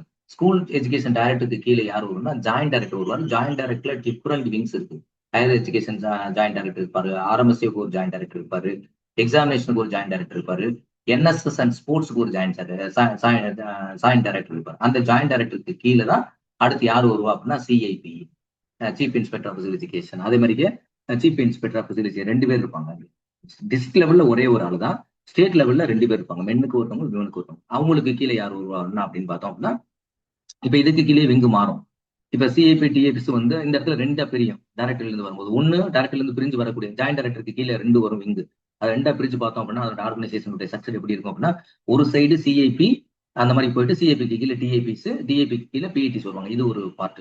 இந்த பக்கத்துல ஒரு விங்கு பார்த்தோம் அப்படின்னா எப்படி இருக்கும் அப்படின்னு பார்த்தா ஜாயிண்ட் டைரக்டருக்கு கீழே வந்து சிஓஸ் வருவாங்க, சிஓஸ்க்கு கீழே டிஓஸ் வருவாங்க, டிஓஸ் கீழே ஹெச்எம்ஸ் வருவாங்க, ஹெச்எம்ஸ் கீழே வந்து physical directors and physical education teachers வருவாங்க. ஸோ இந்த மாதிரி தான் ஒரு ஸ்ட்ரக்சர் இருக்கும், ஆர்கனைசேஷன் ஸ்ட்ரக்சர். ஒரு ஒரு அமைப்பு இப்படிதான். இந்த அமைப்பு மூலமா தான் நம்ம வந்து காம்படிஷன். இப்போ வந்து ஒரு டிஸ்ட்ரிக்ட்ல ஒரு ஜோன் லெவல் நடத்தி அப்படின்னா இந்த ஜோன் லெவல் டோர்னமெண்ட் நடத்தக்கூடிய யாரு? டைரக்டர் தான். டைரக்டருக்கு தான் அதுக்கு ரெண்டு ரெஸ்பான்சிபிலிட்டி. அவருடைய ஒர்க்கை வந்து எல்லாரும் இந்த ஸ்ட்ரக்சர்ல இருந்து நம்ம செஞ்சு கொடுக்குறோம். அடுத்த லெவலுக்கு அவங்க ப்ரொமோட் பண்ணி. ஸோ அந்த மாதிரி ஒரு சிம்பிள். அடுத்து care and maintenance of equipment and play fields. எதெல்லாம் இம்பார்ட்டன்ட் டாபிக், எதாவது நீங்க அதிகமா கவனம் செலுத்தணும் அப்படின்றதெல்லாம் நாங்க எக்ஸாமினேஷன் அப்போ உங்களுக்கு தெளிவாக சொல்லுவோம். Care and maintenance of equipment and play field facilities. அடுத்து quality and qualification of physical education teachers. So உங்களுடைய குவாலிட்டிஸ் என்ன? பிசிக்கல் எஜுகேஷன் டீச்சரா வர்றவருக்கு வந்து அவருக்கு எப்படி குவாலிஃபிகேஷன் வேணும் அப்படின்றது. இப்ப சாதாரணமா வந்து குவாலிஃபிகேஷன் பிஇடி அப்படின்னு நம்ம பார்த்தோம்னா பிபிஎட் முடிச்சிருந்தா போதும், இல்ல சிபிஎட் முடிச்சிருக்கலாம், இல்ல ஹெச்பிஎட் முடிச்சிருக்கலாம். அந்த மாதிரி ஏதாவது higher education, higher physical education அப்படின்னு சொல்லக்கூடியது முடிச்சிருக்கலாம். ஸோ இதான் வந்து இப்போதைக்கு குவாலிஃபிகேஷன்ல இருக்குது. அது மாதிரி இருக்கக்கூடாது. அடுத்து ப்ரிப்பரேஷன் ஆஃப் டைம் டேபிள்ஸ். எப்படி வந்து டைம் டேபிள் ப்ரிப்பேர் பண்றோம், எப்படி வந்து வகுப்பு ஆசிரியர்களுக்கு வந்து டைம் டேபிள் ப்ரிப்பேர் பண்றாங்களோ நம்மளுக்கு வந்து டைம் டேபிள் இருக்கு. வீக்லி ட்வைஸ் வந்து physical education classes every classes கொடுக்கணும். Every class. இப்ப 6ஆம் வகுப்புல ஏபிசி செக்ஷன் இருக்கு அப்படின்னா ஏக்கு 2 பீரியட் இருக்கணும், பிக்கு 2 பீரியட் கொடுத்துருக்கணும், சிக்கு 2 பீரியட். அந்த 2 பீரியட் நம்ம ஒன்னு இன்ஸ்ட்ரக்ஷன் பீரியட், ஒன்னு பிராக்டிஸ் பீரியட் இருக்கும். அது வந்து அது அடுத்து அதிலே கொடுத்துருக்காங்க. Preparation types of physical education periods, எத்தனை பீரியட்ஸ் அதை பிரிக்கிறோம், அடுத்த ரெக்கார்ட்ஸ் அண்ட் ரெஜிஸ்டர்ஸ் எப்படி வச்சுக்கிறோம், பட்ஜெட் அண்ட் ஃபைனான்ஸ் எப்படி மெயின்டைன் பண்ண போறோம், எப்படி இன்கம் எக்ஸ்பெண்டிச்சர்ஸ் இருக்கும், இன்கம் எப்படி, எக்ஸ்பெண்டிச்சர்ஸ் எப்படி இருக்கும், எக்ஸ்பெண்டிச்சர்ஸ் எத்தனை பர்சன்டேஜ் நம்ம இதில் இன்க்ளூட் பண்ணலாம். இப்போ வந்து நியூ அப்டேஷன்லாம் எதுவுமே கிடையாது, பழைய ரூலை வச்சு தான் நம்ம படிச்சுட்டே இருக்கோம். ஸோ அதனுடைய அடிப்படையில் தான் இப்போ நம்ம கொஸ்டினை அட்டன் பண்ண போறோம். இப்போ நியூ ரூல் அப்படின்றது கிடையாது, பட் நியூ விஷயங்களை தெரிஞ்சுக்குங்க. ஆனா பழைய ரூலை வச்சு தான் கொஸ்டின் கேட்பாங்க இந்த பட்ஜெட் ஃபைனான்ஸை பொறுத்தளவு. அடுத்து சூப்பர்விஷனை பொறுத்தளவு யார் நம்மளுக்கு சூப்பர்வைசர் அப்படின்னு பார்த்தோம்னா சிஐபி அண்ட் டிஏபிஸ் தான். அதே மாதிரி சிஓ அண்ட் டிஓஸ் தான் நம்மளுக்கு சூப்பர்வைசரா வருவாங்க. ஸோ அதே மாதிரி qualification duties of the supervisor, அவருக்கு என்ன குவாலிஃபிகேஷன் அண்ட் டூட்டிஸ் இருக்கு, டிஸ்ட்ரிக்ட் இன்ஸ்பெக்டர் ஆஃப் எஜுகேஷனுக்கு என்ன டூட்டிஸ் அண்ட் குவாலிஃபிகேஷன்ஸ் அப்படின்றத நம்ம பார்க்க போறோம். அடுத்து விசிட்லேயே நிறைய விசிட் இருக்கு. அன்னௌன்ஸ்டு விசிட், அன்அனௌன்ஸ்டு விசிட், ட்ராப் விசிட் அந்த மாதிரி இருக்கு. அடுத்து வந்து அதுல பீரியாடிக்கல்ஸ்ன்றது 3 விதமான பீரியாடிக்கல்ஸ் இருக்கு. அதுல வந்து recording to the physical education, அந்த டிஸ்ட்ரிக்ட் நடக்கக்கூடிய விளையாட்டு கூறக்கூடிய பல்வேறு தகவல், ரூல்ஸ் அண்ட் ரெகுலேஷன் சேஞ்சஸ், அது சம்பந்தமான பீரியாடிக்கல்ஸ் வந்து எப்படி வருது அப்படின்றது. அடுத்து வந்து surprise visit, request visit, visitation procedures என்ன ப்ரொசீஜர்ஸ் இருக்கு, ரிக்வஸ்ட் ஆன் விசிட், கேட்டுக்கொண்டதன் அடிப்படையில இப்ப அங்க ஊர்ல ஒரு விழா நடக்கும், அந்த ஒரு ஸ்போர்ட்ஸ் நடக்கும், அதுல கூப்பிட்டு பார்க்க சொல்லுவாங்க. அதுலயே அவர் வந்து சூப்பர்வைசன் பண்ணிட்டு போயிருவார். ஸோ இந்த மாதிரி ஒரு யூனிட் 2 பொறுத்தல. அதே மாதிரி யூனிட் 3யும் ரொம்ப ஒரு எளிமையான யூனிட் தான் நம்ம சொல்ல முடியும். Principles of class management. Class management அப்படின்னு வரும்போது 2 விஷயம் வந்து மேனேஜ்மெண்ட்ல ரொம்ப முக்கியம். ஒன்னு பர்சனல் ப்ரிப்பரேஷன், இன்னொன்று வந்து டெக்னிக்கல் ப்ரிப்பரேஷன். பர்சனல் ப்ரிப்பரேஷன் அப்படின்றது யார் அப்படின்னு பார்த்தோன்னா, இப்போ வந்து ஒரு கிளாஸ் ரூம்ல ஒரு டீச்சர் போறா அப்படின்னா, பர்சனல் ப்ரிப்பரேஷன் அப்படின்றது என்ன அப்படின்னா, அவருடைய வாய்ஸ் அண்ட் ட்ரெஸ், அவருடைய உடை ரொம்ப முக்கியமானது, அவருடைய குரல், அதாவது வாய்ஸ் முக்கியமானது. சொல்ல விஷயத்தை சரியா சொல்லணும், சரியா இது பண்ணணும். இந்த ரெண்டு தான் வந்து பர்சனல் மேனேஜ்மெண்ட். அதே மாதிரி டெக்னிக்கல்ல வர்றோம் அப்படின்னு பார்த்தோன்னா, அவர் எந்த கிளாஸ் எடுக்க போறாரோ, இப்ப வந்து ஜெனரல் லெசன் பிளான் எடுக்க போறாரு, இல்ல ஸ்பெசிபிக் லெசன் எடுக்க போறாருன்னா, அந்த பர்டிகுலர் லெசன் பிளானுக்கான கண்டென்ட் அவர் சரியா நோட்ஸ் ஆஃப் லெசன் ப்ரிப்பேர் ஆகிட்டு வந்திருக்கணும். அதுதான் வந்து டெக்னிக்கல் ப்ரிப்பரேஷன். ஸோ இந்த ரெண்டு ப்ரிப்பரேஷன் ரொம்ப கிளாஸ் மேனேஜ்மெண்ட்ல ரொம்ப முக்கியமானது. ஸோ ஃபார்மேஷன், என்னென்ன ஃபார்மேஷன்ஸ் கிளாஸ் ஃபார்மேஷன்ஸ்ல, semi circle formation, circle formation, அதே மாதிரி வந்து ஸ்போக் ஃபார்மேஷன், ஃபைல் ஃபார்மேஷன், இந்த மாதிரி single line formation, double line formation, இந்த மாதிரி ஃபார்மேஷன்ஸ்ல நிறைய ஃபார்மேஷன்ஸ் இருக்கு. செமி சர்க்கிள் ஃபார்மேஷன், பொதுவாக ஜென்ரலா எந்த ஈவெண்ட்டுக்கு எந்த ஆக்டிவிட்டிக்கு எந்த மாதிரியான ஃபார்மேஷன்ஸ் இருக்கலாம். Circle formation, double circle formation, அந்த மாதிரி இருக்கக்கூடியது. இப்போ மைனர் கேம்ஸ்ல எப்படி யூஸ் பண்ணுவோம், மேஜர் கேம்ஸ்ல எப்படி யூஸ் பண்ணுவோம், அதெல்லாம் அதில் கொடுத்துருப்பாங்க. அடுத்த டைப்ஸ் ஆஃப் கமாண்ட், ரெண்டு கமாண்ட் வந்து ரெதுமை கமாண்ட் எப்படி இருக்கும், ஒவ்வொரு கமாண்டுக்கும் எப்படி எந்த விதமான ஆர்டர்ஸ் கொடுப்பாங்க, அந்த மாதிரி இருக்கக்கூடிய கமாண்ட்ஸை பொறுத்தவரை நம்ம கொடுப்பாங்க. ஸோ மெத்தட்ஸ், அதுல வந்து ஓரல் மெத்தட்ஸ் என்ன, ஓரல்னா only for teaching, lecturer method தான். அடுத்து டெமான்ஸ்ட்ரேஷன் மெத்தட் இஸ் ஒரு பெஸ்ட் மெத்தட்னு சொல்லலாம். ஒரு ஆக்டிவிட்டியை டீச்சர் செஞ்சு அதை பார்த்துட்டு மாணவர்கள் செய்யக்கூடியது. அதே மாதிரி இமிட்டேஷன் அப்படின்றது பார்த்தோம் அப்படின்னா, அவங்க செய்ய இவங்க செய்வாங்க. ஸோ இது வந்து ஒரு மிரர் மெத்தட்னு கூட நம்ம இது சொல்லலாம். டிராமடைசேஷன் மெத்தட், அட்வில் மெத்தட், செட்ரில் method, part method, whole method, whole part whole method, அடுத்து ப்ராக்ரஸிவ் பார்ட் மெத்தட். ஸோ இதெல்லாம் ப்ராக்ரஸிவ் பார்ட் மெத்தட்லாம் இப்போ எக்ஸாம்பிள் பார்த்தோன்னா, ஒரு ட்ரிபிள் ஜம்ப் நடத்த போறோம் அப்படின்னா இது வந்து ப்ராக்ரஸிவ் பார்ட் மெத்தட். ஸோ அப்படிதான் நடத்த முடியும். எப்படி ப்ராக்ரஸிவ் பார்ட் மெத்தட் அப்படின்னு பார்த்தோம் அப்படின்னா, ஃபர்ஸ்ட் வந்து என்ன சொல்லிக் கொடுப்போம் அப்படின்னு பார்த்தோன்னா, ஹாப் சொல்லிக் கொடுப்போம், அப்புறம் ஸ்டெப் சொல்லிக் கொடுப்போம், ஜம்ப்ஸ், ஹாப்பையும் ஸ்டெப்பையும் இணைப்போம், அப்புறம் மூணையும் இணைச்சு சொல்லுவோம். இது மாதிரி இது வந்து ப்ராக்ரஸிவ் மெத்தட் நம்ம சொல்லலாம். ஸோ அந்த மாதிரி அப்புறம் லெசன் பிளான் அப்படின்றது பர்டிகுலர் லெசன் பிளான், இந்த ஜெனரல் லெசன் பிளான். சில இடத்துல பர்டிகுலர் லெசன் சொல்லாம ஸ்பெசிபிக் லெசன் பிளான் சொல்லுவாங்க. பட் ஜெனரல் லெசன் பிளான் இருக்கும். Particular lesson plan only for வந்து ஸ்கில்லை டீச் பண்றதுக்காக நமக்கு, அதாவது அத்லெட்டிக்ஸ்ல இருக்கலாம், இல்ல மேபி கேம்ஸ் ஈவெண்ட்ஸ்ல இருக்கு, அதுக்கு மட்டும் தான் particular lesson plan. General lesson பிளானை பொறுத்தளவு நம்மளுக்கு இருக்கக்கூடிய master activities, special activities, yoga, அது மாதிரி இதெல்லாம் ஃபார்மல் ஆக்டிவிட்டி அந்த ஸ்பெஷல் ஆக்டிவிட்டி இருக்கும். அதுக்கு ஏற்றாப்புல நம்ம டீச் பண்ணுவோம். அது என்னென்ன அப்படின்ற வகுப்புல நான் தெளிவாக சொன்னேன். டோர்னமெண்ட்டை பொறுத்தளவு உங்களுக்கு இன்ட்ராமரல், எக்ஸ்ட்ராமரல், உள் விளையாட்டு போட்டிகள், வெளி விளையாட்டு போட்டிகள், அதுல டைப்ஸ் ஆஃப் டோர்னமெண்ட்ல நம்மளுக்கு வந்து அவங்க கொடுத்துட்டாங்க தெளிவாகவே. நாக் அவுட் டோர்னமெண்ட் கொடுத்துறாங்க. அடுத்து பார்த்தோம் அப்படின்னா knock out tournament, league tournament, அடுத்து வந்து காம்பினேஷன் டோர்னமெண்ட் அப்படின்றது டோர்னமெண்ட்ல கொடுத்துருக்காங்க. டோர்னமெண்ட்ல அவங்க தெளிவாக காம்பினேஷன் டோர்னமெண்ட், அடுத்து வந்து டிராயிங் தி பிக்சர்ஸ், எப்படி பிக்சர்ஸ் ட்ரா பண்ண போறோம், எப்படி வந்து லோயர் ஆப் பிக்ஸ் பண்ணுவோம், எப்படி அப்பர் ஆப் பிக்ஸ் பண்ணுவோம், ஒவ்வொரு ஆப்லையும் எத்தனை பை கொடுக்க போறோம், பை எப்படி கால்குலேட், பவர் ஆஃப் டூஸ்னா என்ன, எப்படி பை கால்குலேட் பண்ணுவோம், கொடுத்து நம்பர் ஆஃப் டீம்ஸ் கொடுத்துட்டு எத்தனை பைன்னு கால்குலேட் பண்ணா எப்படி கால்குலேட் பண்ணா, இந்த மாதிரி ஒரு சிம்பிளான சில ஃபார்முலாஸ் இருக்குது.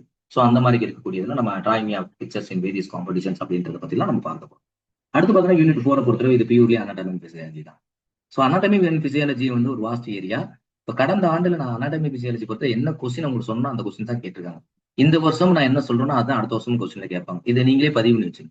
அனாட்டமி பிசியாலஜி ஒரு வாஸ்ட் சப்ஜெக்ட். இது வந்து நம்ம சப்ஜெக்ட் படிக்கணும், கொஞ்சம் எனக்கு சயின்ஸ் சப்ஜெக்ட் கொஞ்சம் படிக்கிறது கொஞ்சம் கஷ்டம். ஆனா இந்த யூனிட் கொஞ்சம் அதிகமாக கவனம் செலுத்தணும். அது எல்லாமே நான் சொல்லுவேன் அந்த டயத்துல. இதுல அனாட்டமி பிசியாலஜி பார்த்தா செல் ஸ்ட்ரக்சர் அண்ட் ப்ராப்பர்ட்டிஸ் பொறுத்தல கொடுத்துருக்காங்க. அதுல வந்து சைட்டோபிளாசம் என்ன, புரோட்டோபிளாசம் என்ன, நியூக்ளியஸ்லாம் என்ன, டிஎன்ஏ என்ன, எல்லாமே நம்ம டி நியூக்ளிக் ஆசிட்னா என்ன, ரெபோசோம்ஸ்னா என்ன, அதே மாதிரி சூசைடல் பேக்னா என்ன, செல் ரெஸ்பிரேஷன்னா என்ன, இது எல்லாமே பவர் வசதி செல் அப்படின்னா என்ன, அதை பத்திலாம் எல்லாம் நம்ம படிக்க போறோம். செல் ஸ்ட்ரக்சர்ஸ் அண்ட் ப்ராப்பர்ட்டிஸை பொறுத்தளவு. அடுத்து டிஷ்யூ, செல்களுடைய தொகுப்பு தான் திசுன்னு சொல்றோம். அந்த திசு வந்து நம்மளுக்கு எபித்திலியல் திசுல நிறைய டைப் திசுக்கள் இருக்கு.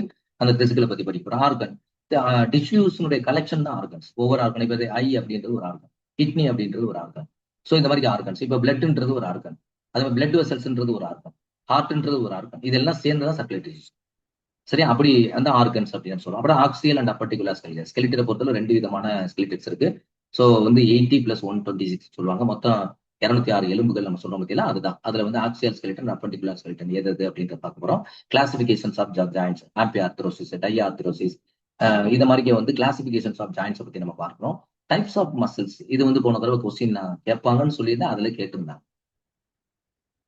அதாவது எல்லாமே நான் என்ன சொல்லியிருக்காங்களோ அதைத்தான் அவங்க கேட்டிருக்காங்க. ஏன்னா இது வந்து அப்படிப்பட்ட ஒரு ஒரு எளிமையான ஒரு யூனிட். அப்படி இதுதான் வரும் அப்படின்றத நம்மளால கணிச்சு சொல்ல முடியும். இப்போ பிஜிடிஆர்பினா ஒரு 60% தான் நம்மளால கணிக்க முடியும்.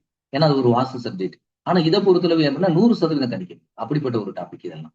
அடுத்த டைப்ஸ் ஆஃப் மசில்ஸ்ல வந்து ஸ்மூத் மசில்ஸ்னா என்ன, கார்டியக் மசில்ஸ்னா என்ன,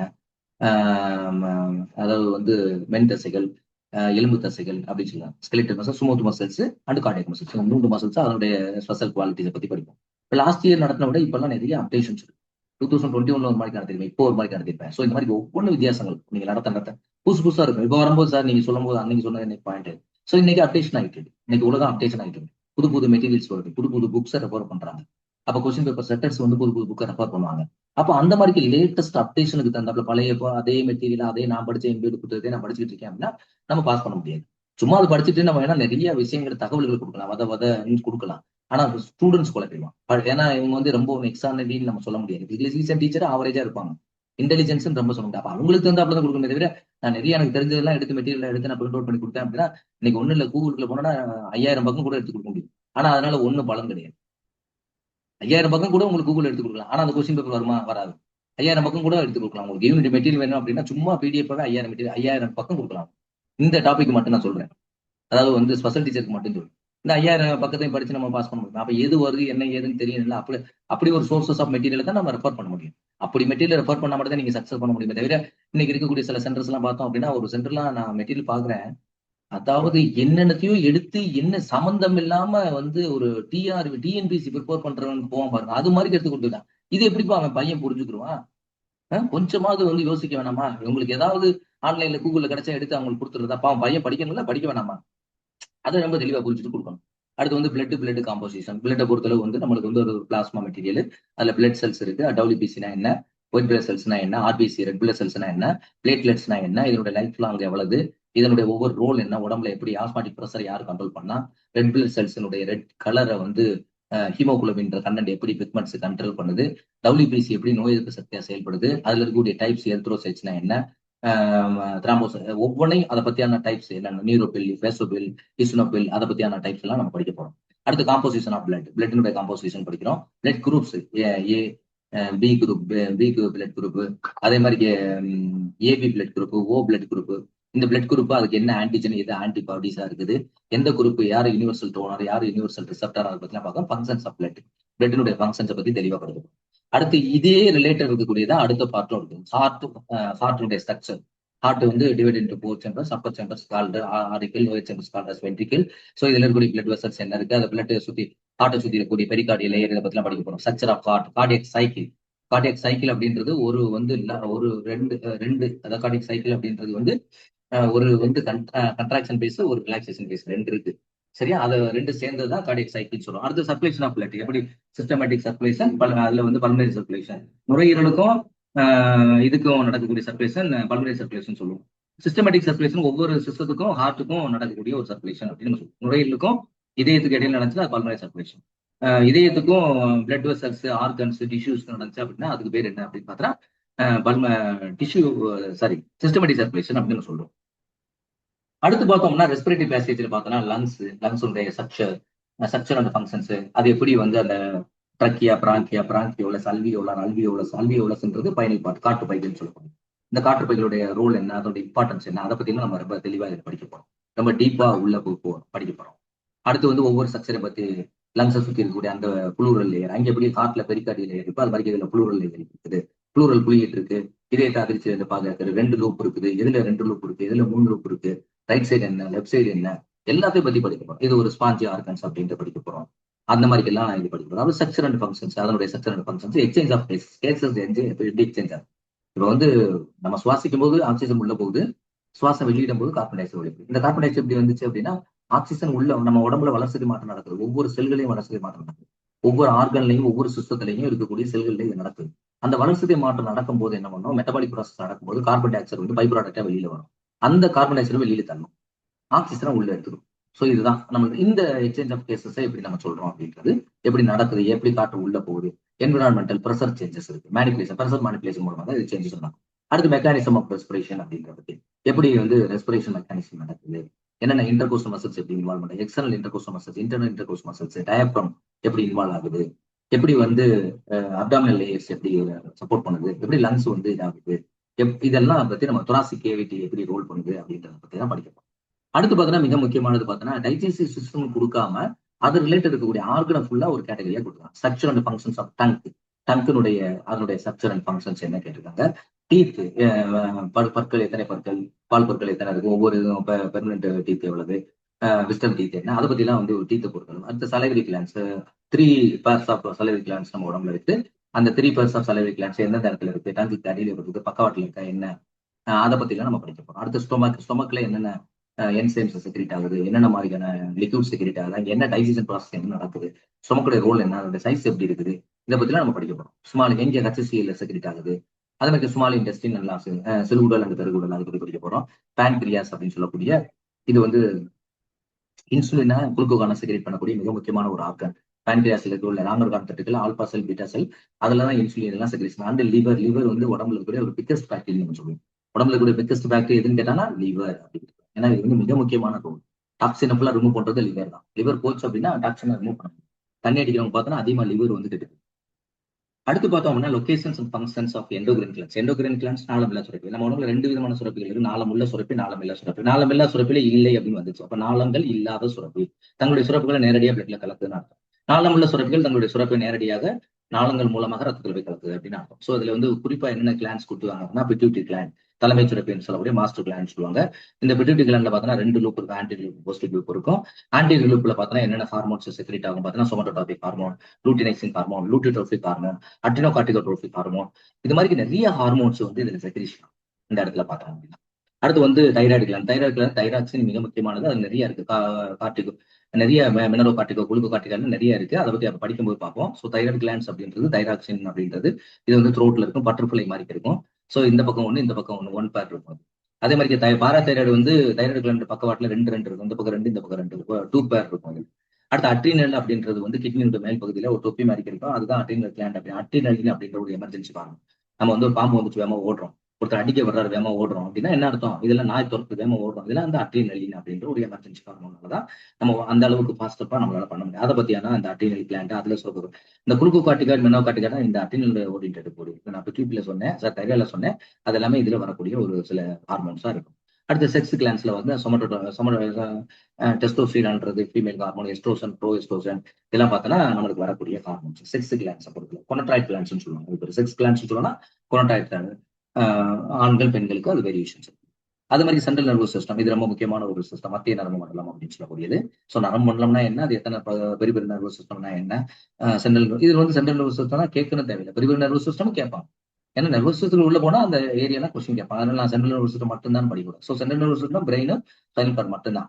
ஸோ அதனுடைய ஃபங்க்ஷன்ஸ், அதனுடைய பார்ட், அது மாதிரி ஸ்பைனல் கார்டுனா என்ன, ஸ்பைனல் கார்டு முதுகுந்தண்டுனா என்ன, முதுகுந்தண்டு இருக்கு பத்தியில முதுகெலும்புக்கு உள்ள போகக்கூடிய ஃபைனஸ்ட் நர்வ்ஸ், அந்த எக்ஸன்ஸ்னா இந்த மூளையினுடைய அந்த எக்ஸ்டென்ஷன் தான் அதை சொல்லுவாங்க, அந்த ஸ்பைனல் கார்டு அப்படின்றது. அதுல இருந்து அப்படியே நரம்புகள், முக்கியமான நரம்புகள் 12 பேர்ஸ் அப்படி 21 பேர்ஸ் ஆஃப் நரம்புகள் எல்லாமே அது வழியா தான் உள்ள போகும். கிரானியல் நர்வ்ஸ் அதெல்லாம் அதுலதான் இருக்கும். அடுத்து பார்த்தோன்னா ரிஃப்ளெக்ஷன் ஆக்ஷன்ஸ், அன்னிச்சை செய்தி சொல்லுவாங்க. எல்லாமே பிரெயின் தான் பதில் சொல்லணும். ஆனா வந்து நம்ம உடம்புல வந்து திடீர்னு அவசர காலங்கள நெருப்பு கிட்ட பக்கத்துல போயிட்டா பாம்பு வந்துருச்சு, அப்போ போய் பிரெயின் கிட்ட பதில் கேட்டு வந்து முதுகுந்தண்டே அதுக்கு பதில் சொல்லி விட்டுரும். அதனால அதுக்கு பேர் வந்து ரிஃப்ளெக்ஸ் ஆக்ஷன் சொல்லுவாங்க. ஸோ இது வந்து அன்னிச்சை செய்தின்னு சொல்லுவாங்க. அடுத்து நர்வ்ஸ். நர்வ்ஸ்னா என்ன, நர்வ்ஸினுடைய செக்ஷன் இஸ் ஏ செக்ஷுவல் functional unit of the nerves அப்படின்றதான். அந்த நியூரான் அப்படின்னு சொல்லக்கூடியதான் நர்வ் செல்ஸ் சொல்லுவோம். இந்த நியூரான்ல பார்த்தோன்னா 3 முக்கியமான பாடிகள் இருக்கும். செல் பாடி, அடுத்து வந்து ஆக்சான், டென்ட்ரைட்ஸ் சொல்லக்கூடிய பகுதிகள்லாம் முக்கியமான பகுதிகள் இருக்கும். அதை பத்தி நம்ம டீப்பா பார்க்க போறோம். Autonomous nervous system and autonomic nervous system. 2 nervous சிஸ்டமே நம்ம பார்க்க போறோம் கம்ப்ளீட்டா டீப்பா. அட்டானமிக்னா தானியங்கி நரம்பு. அடுத்து பார்த்தோன்னா appreciating and rules of games and sports and training. இதுல வந்து ஸ்போர்ட்ஸ் ட்ரைனிங் இன்க்ளூட் பண்ணாங்க. ஸ்போர்ட்ஸ் ட்ரைனிங் தனியாக கொடுக்கல. ஸ்போர்ட்ஸ் ட்ரைனிங்ல என்னென்ன பார்ட் கொடுத்துருக்காங்க அப்படின்னா டைப்ஸ் ஆஃப் ட்ரைனிங் கடைசி டாபிக் கொடுத்துருக்காங்க. டைப்ஸ் ஆஃப் ட்ரைனிங்ல பார்த்தா வெயிட் ட்ரைனிங் டீப்பா படிச்சுக்கணும், சர்க்யூட் ட்ரைனிங் படிச்சுக்கணும், ஃபாட்லக் ட்ரைனிங் படிச்சுக்கணும், இன்டர்வல் ட்ரைனிங் படிச்சுக்கணும். இதெல்லாம் அதுல கொடுத்துருக்காங்க. நீங்க என்னதான் மெட்டீரியல் படிச்சாலும் கூட டெஸ்ட் போடத்தான் நீங்க எக்ஸ்பர்ட்டா மாறணும். டெஸ்ட் போடாம எக்ஸ்பர்ட்டா மாறவே முடியாது. நீங்க படிச்சதை நான் கேட்கறத என்னால பிரச்சனை, நீங்க படிக்கிறது ஒண்ணு, எக்ஸாம்ல போய் ஆன்சர் பண்றது. இப்ப வந்து நம்ம எதிர்பார்த்தது ஏன் பிஜிடிஎஃப்ல வர முடியல அப்படின்னா, நான் எதிர்பார்த்த அளவுக்கு ஏன் வரல அப்படின்னா அவங்க படிக்கலாம் எல்லாம் கரெக்ட் தான், கான்செப்ட்லாம் ஒழுங்கா உள்வாங்கிட்டு போயிருக்காங்க. அதே கொஸ்டின் எக்ஸாம் விட்டு வெளியில வர சொல்லி ஒரு 2 மணி நேரம் கழிச்சு அந்த கொஸ்டின் பேப்பர் கொடுத்து அட்டன் பண்ண சொல்லுங்க, 110 கொஸ்டின் அடிப்பாங்க. ஏன் காரணம் அடிக்க முடியல, அங்க போய் எக்ஸாமினேஷன் அவங்க சரியா பிரசன்டேஷன் பண்றது இல்ல, சொல்ற விஷயத்த சரியா செய்யறது இல்ல, எக்ஸாமினேஷனுக்கு முந்தின நாள் சரியா தூங்குறது கிடையாது. அதெல்லாம் செய்யாதப்ப வந்து நம்மளுக்கு வந்து எக்ஸாமினேஷன்ல அவங்களுக்கு நிறைய வீக் பாயிண்ட்ஸ் அதிகமா வந்து.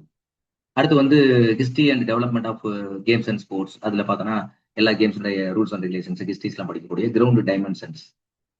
அடுத்து பார்த்தோம்னா மார்க்கிங் அண்ட் ஸ்டாண்டர்ட், எப்படி மார்க்கிங், அதனுடைய standard equipments, rules and regulations of games and appreciating ரெண்டுலயுமே ரெண்டு கொடுத்தாங்க. அதுல கேம் என்னன்னு அவங்களே கொடுத்தாங்க. Hockey, football, volleyball, basketball, kabaddi, kho kho, badminton, ball badminton, table tennis, throw ball, handball, tennikoit, cricket, chess and carrom. இது எல்லாமே ஆர்டிஜி பிடிஜி நடக்கக்கூடிய விளையாட்டுகள் தான். நல்ல வேலை நியூ கேம் எதையும் கொடுக்கல. பாக்ஸிங், ஜூடோ, பென்சிங் இதெல்லாம் கொடுத்தாங்க அப்படின்னா இன்னும் டீப்பா போய் படிக்க வேண்டியது. அப்போ சிலபஸ் லோடு கம்மின்னு அர்த்தம். ஸோ மேஜர் கேம்ஸ் மட்டும்தான் கேட்டிருந்தேன். கேட்டகரி 1 கேட்டகரி கேம்ஸ் மட்டும்தான் கொடுத்துருக்காங்க. அதே மாதிரி கேட்டகரி 2ல வரக்கூடிய ட்ராக் அண்ட் ஃபீல்டு, சாரி சில வரக்கூடிய எல்லாமே ட்ராக் அண்ட் ஃபீல்டு கொடுத்துட்டாங்க. டில வரக்கூடிய செஸ்ஸும் கொடுத்துட்டாங்க. நம்ம தமிழ்நாடு ஸ்டேட் கவர்மெண்ட் பொறுத்தவரை ஆர்டிஜி பிடிஜி ஆர்டிஎஸ் பொறுத்தளவு, ஆர்டிஎஸ் விட்டுருங்க, ஆர்டிஜி பிடிஜி பொறுத்தளவு வந்து நம்ம கேட்டகரியா வந்து ஏ கேட்டகரி, அது மேஜர் கேம்ஸா வச்சிருக்கோம். அதுதான் வந்து இப்போ நீங்க பார்த்த கேம் எல்லாமே ஏ கேட்டகரியில் வரும். பி கேட்டகரி அப்படின்னா new game, cycling, judo, fencing, boxing, இது எல்லாமே அதுல வந்துடும். அந்த கேட்டகரிக்குள்ள உள்ள வந்துடும். அடுத்து சில வந்து செஸ் வரும். டில வந்து தடகள போட்டிகளுக்குள்ள வந்துடும். ஸோ இதான் ஆர்டர் நம்மளுக்கு கொடுத்துருக்காரு. சரி, சில வந்து தடகள போட்டிகள் ஃபுல்லா வந்துடும். டில வந்து செஸ் வந்துடும். சரியா? அடுத்து வந்து என்ன அப்படின்னு பார்த்தோம்னா lay out of 400 track. Standard ட்ராக்கே சொல்லிட்டாங்க அவங்க. ஸ்டாண்டர்ட் ட்ராக்கு எப்படி நீங்க லே அவுட் பண்ணுவீங்க, அதே மாதிரி அதுக்கு எப்படி ஸ்டாகர் மார்க் கொடுக்குது. ஸ்டாகர் அப்படின்றது உங்களுக்கு எல்லாமே தெரியும். அதாவது வந்து 200 ட்ராக்ல ஓடக்கூடிய ஃபர்ஸ்ட் லேண்ட்ல ஓடக்கூடியவனுக்கு வந்து அங்க வந்து 400 மீட்டர் தான் ஓடுவான். 200 மீட்டர் ட்ராக்கா இருந்தா 200 மீட்டர் மட்டும் தான் ஓடுவான். ஏன்னா அவனுக்கு வந்து ஜீரோ, அவனுக்கு வந்து அங்க ஸ்டாக்கர் கிடையாது.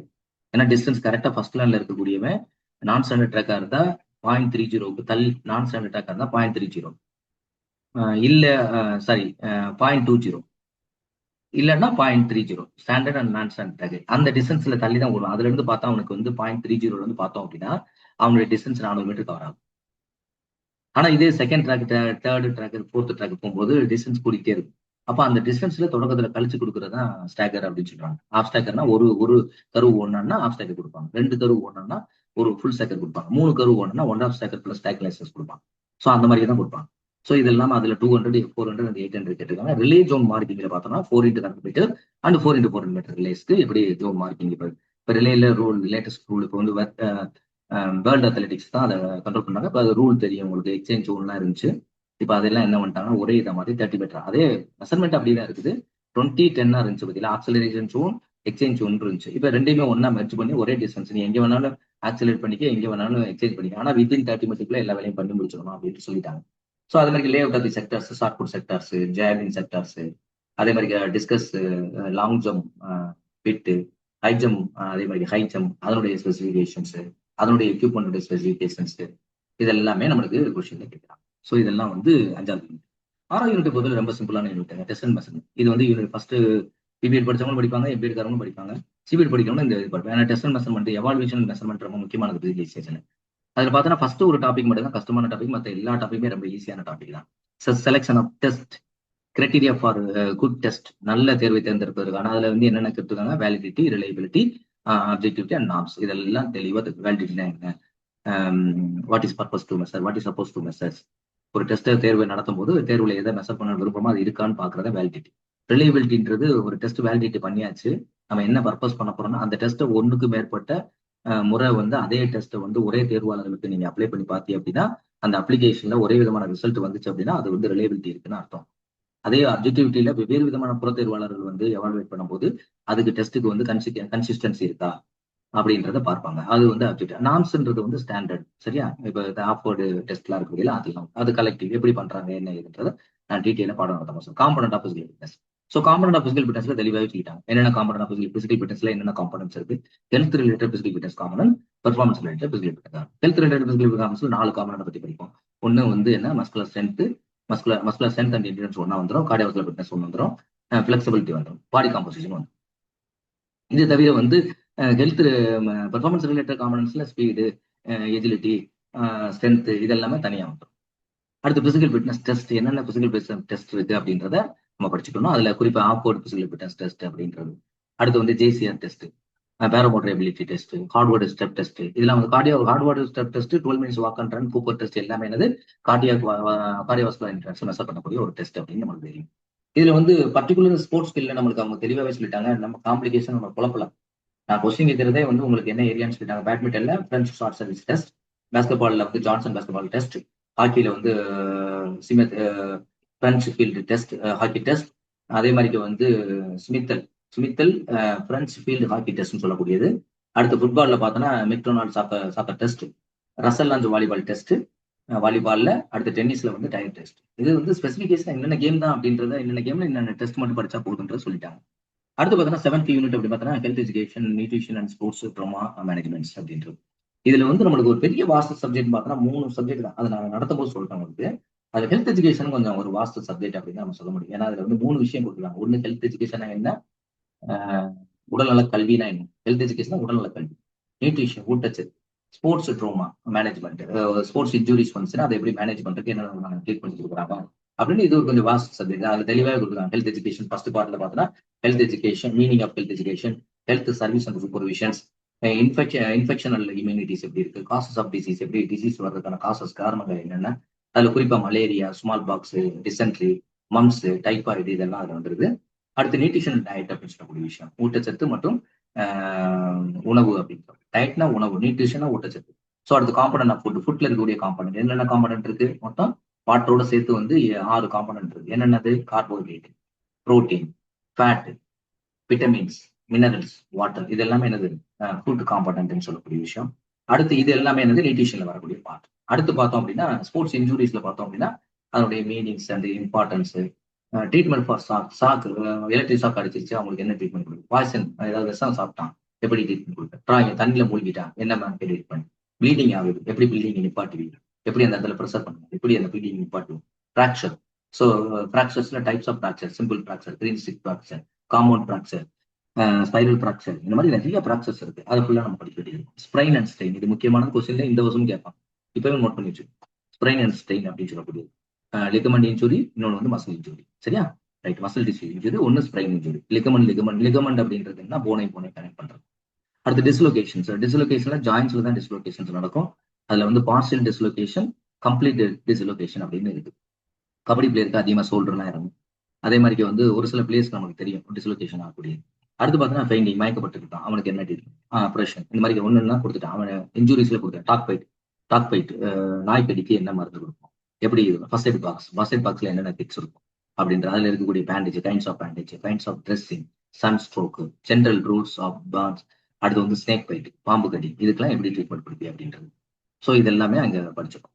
அடுத்து பார்த்தோன்னா இந்த ட்ரோமால வரக்கூடியதுல பார்த்தோன்னா பிசியோதெரபி என்ன டெஃபினேஷன், அதனுடைய importance of physiotherapy, principles of physiotherapy, electrotherapy, hydrotherapy, thermotherapy, massage, posture and postural deformities, therapeutic exercise and usage, இது எல்லாமே வந்து என்னது 7வது யூனிட்ல கொடுத்துருக்காங்க. கடைசி யூனிட் வந்து என்ன யூனிட், 8வது யூனிட். 8வது யூனிட்ல பியூர்லி ஸ்போர்ட்ஸ் சைக்காலஜி, ரொம்ப சிம்பிளான ஒரு யூனிட்.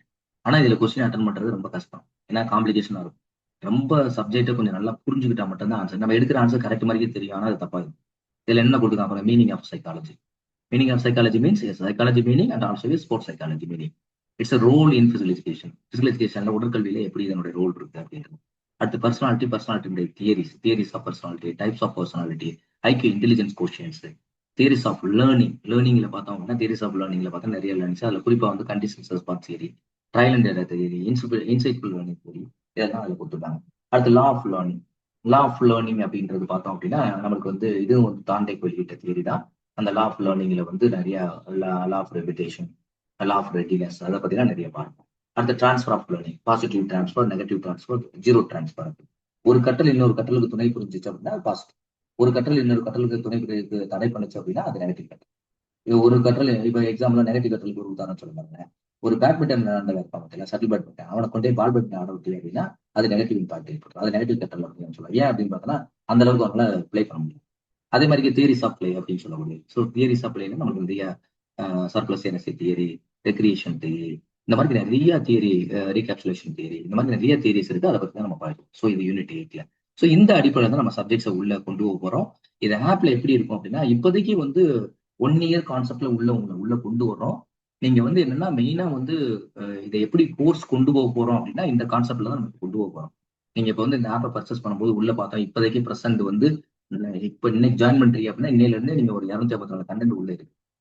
இது வந்து சும்மா ஸ்டார்ட் அப் தான் கொடுத்துருக்கும், இது ஃபைனல் கிடையாது. வீடியோ அப்லோட் ஆகிட்டே இருக்கும், புதுசா கான்செப்ட் சொல்லிட்டே இருக்கும், புதுசா மெட்டில் அப்லோட் பண்ணிட்டே இருப்பாங்க. இப்போதைக்கு நீங்க உள்ள வந்துட்டே அப்படின்னா 254 கண்டென்ட் டாபிக் வைஸா உள்ள வந்து நிறைய வீடியோஸ் நீங்க உள்ள வந்து பார்க்கலாம். அதுக்குரிய மெட்டீரியல்ஸ் உள்ளே பார்த்துக்கலாம். அதுக்கான டெஸ்ட் பேப்பர்ஸ் இதை வந்து சிஸ்டமேட்டிக்கா நாங்கள் பண்ணுவோம். ஸோ இப்போதைக்கு 254 கண்டென்ட் நீங்க உள்ள வரும்போது எப்படி இருக்கும் அப்படின்னா, நீங்க இந்த ஆப்பை பர்ச்சேஸ் பண்ணி அப்படின்னா இந்த மாதிரி இருக்கும். Syllabus and introduction. அதுல சிலபஸ் கொடுத்துருப்போம், இன்ட்ரடக்ஷன் கொடுத்துருப்போம். இன்ட்ரடக்ஷன் வீடியோ அதுல உள்ள இருக்கும். இப்போ நான் கொடுக்குற இன்ட்ரடக்ஷன் தான் அந்த இன்ட்ரடக்ஷன் வீடியோ அதே மாதிரி தான் இருக்கும். அடுத்து பார்த்தோன்னா physical education and physical education அப்படின்றதுல பார்த்தோம். இப்போ 198 வீடியோஸ், 10 ஃபைல்ஸ், 44 டெஸ்ட் இப்போதைக்கு அவைலபிள் இருக்கு. ஆனா இது வந்து இப்போ தொடக்கத்துக்காக நாங்க உள்ள ஸ்டார்ட் அப் பண்ணிருக்கோமே தவிர இன்னும் முடியல. இப்பதான் ஸ்டார்ட் அப் பண்ணிருக்கோம், ஓட ஆரம்பிச்சிருக்கோம்.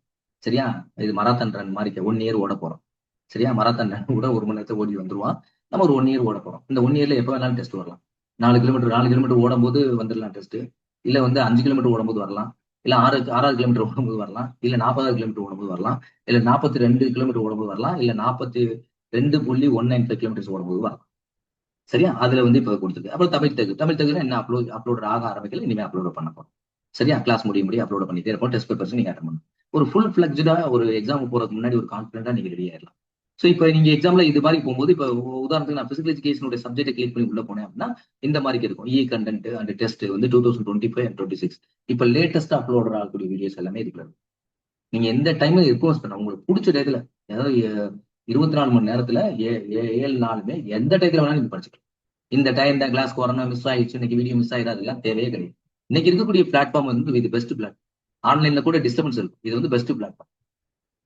அடுத்து வந்து வீடியோ கண்டென்ட் பிஃபோர் 2025 போன 2021 எடுத்த நடத்தின கிடையாது. இந்த டெஸ்ட் இப்ப அனாட்டமி பிசியாலஜின்னு வச்சுங்களேன், இப்ப பிசிக்கல் ட்ரெயினர் போஸ்ட்டுக்கு எடுத்திருக்க அந்த வீடியோ கண்டென்ட், லேட்டஸ்ட் அப்டேஷன் ஆன வீடியோ கண்டென்ட் இதுல இருக்கும். லா காலேஜுக்கு எடுத்திருக்க வீடியோ கண்டென்ட் இதுல இருக்கும்.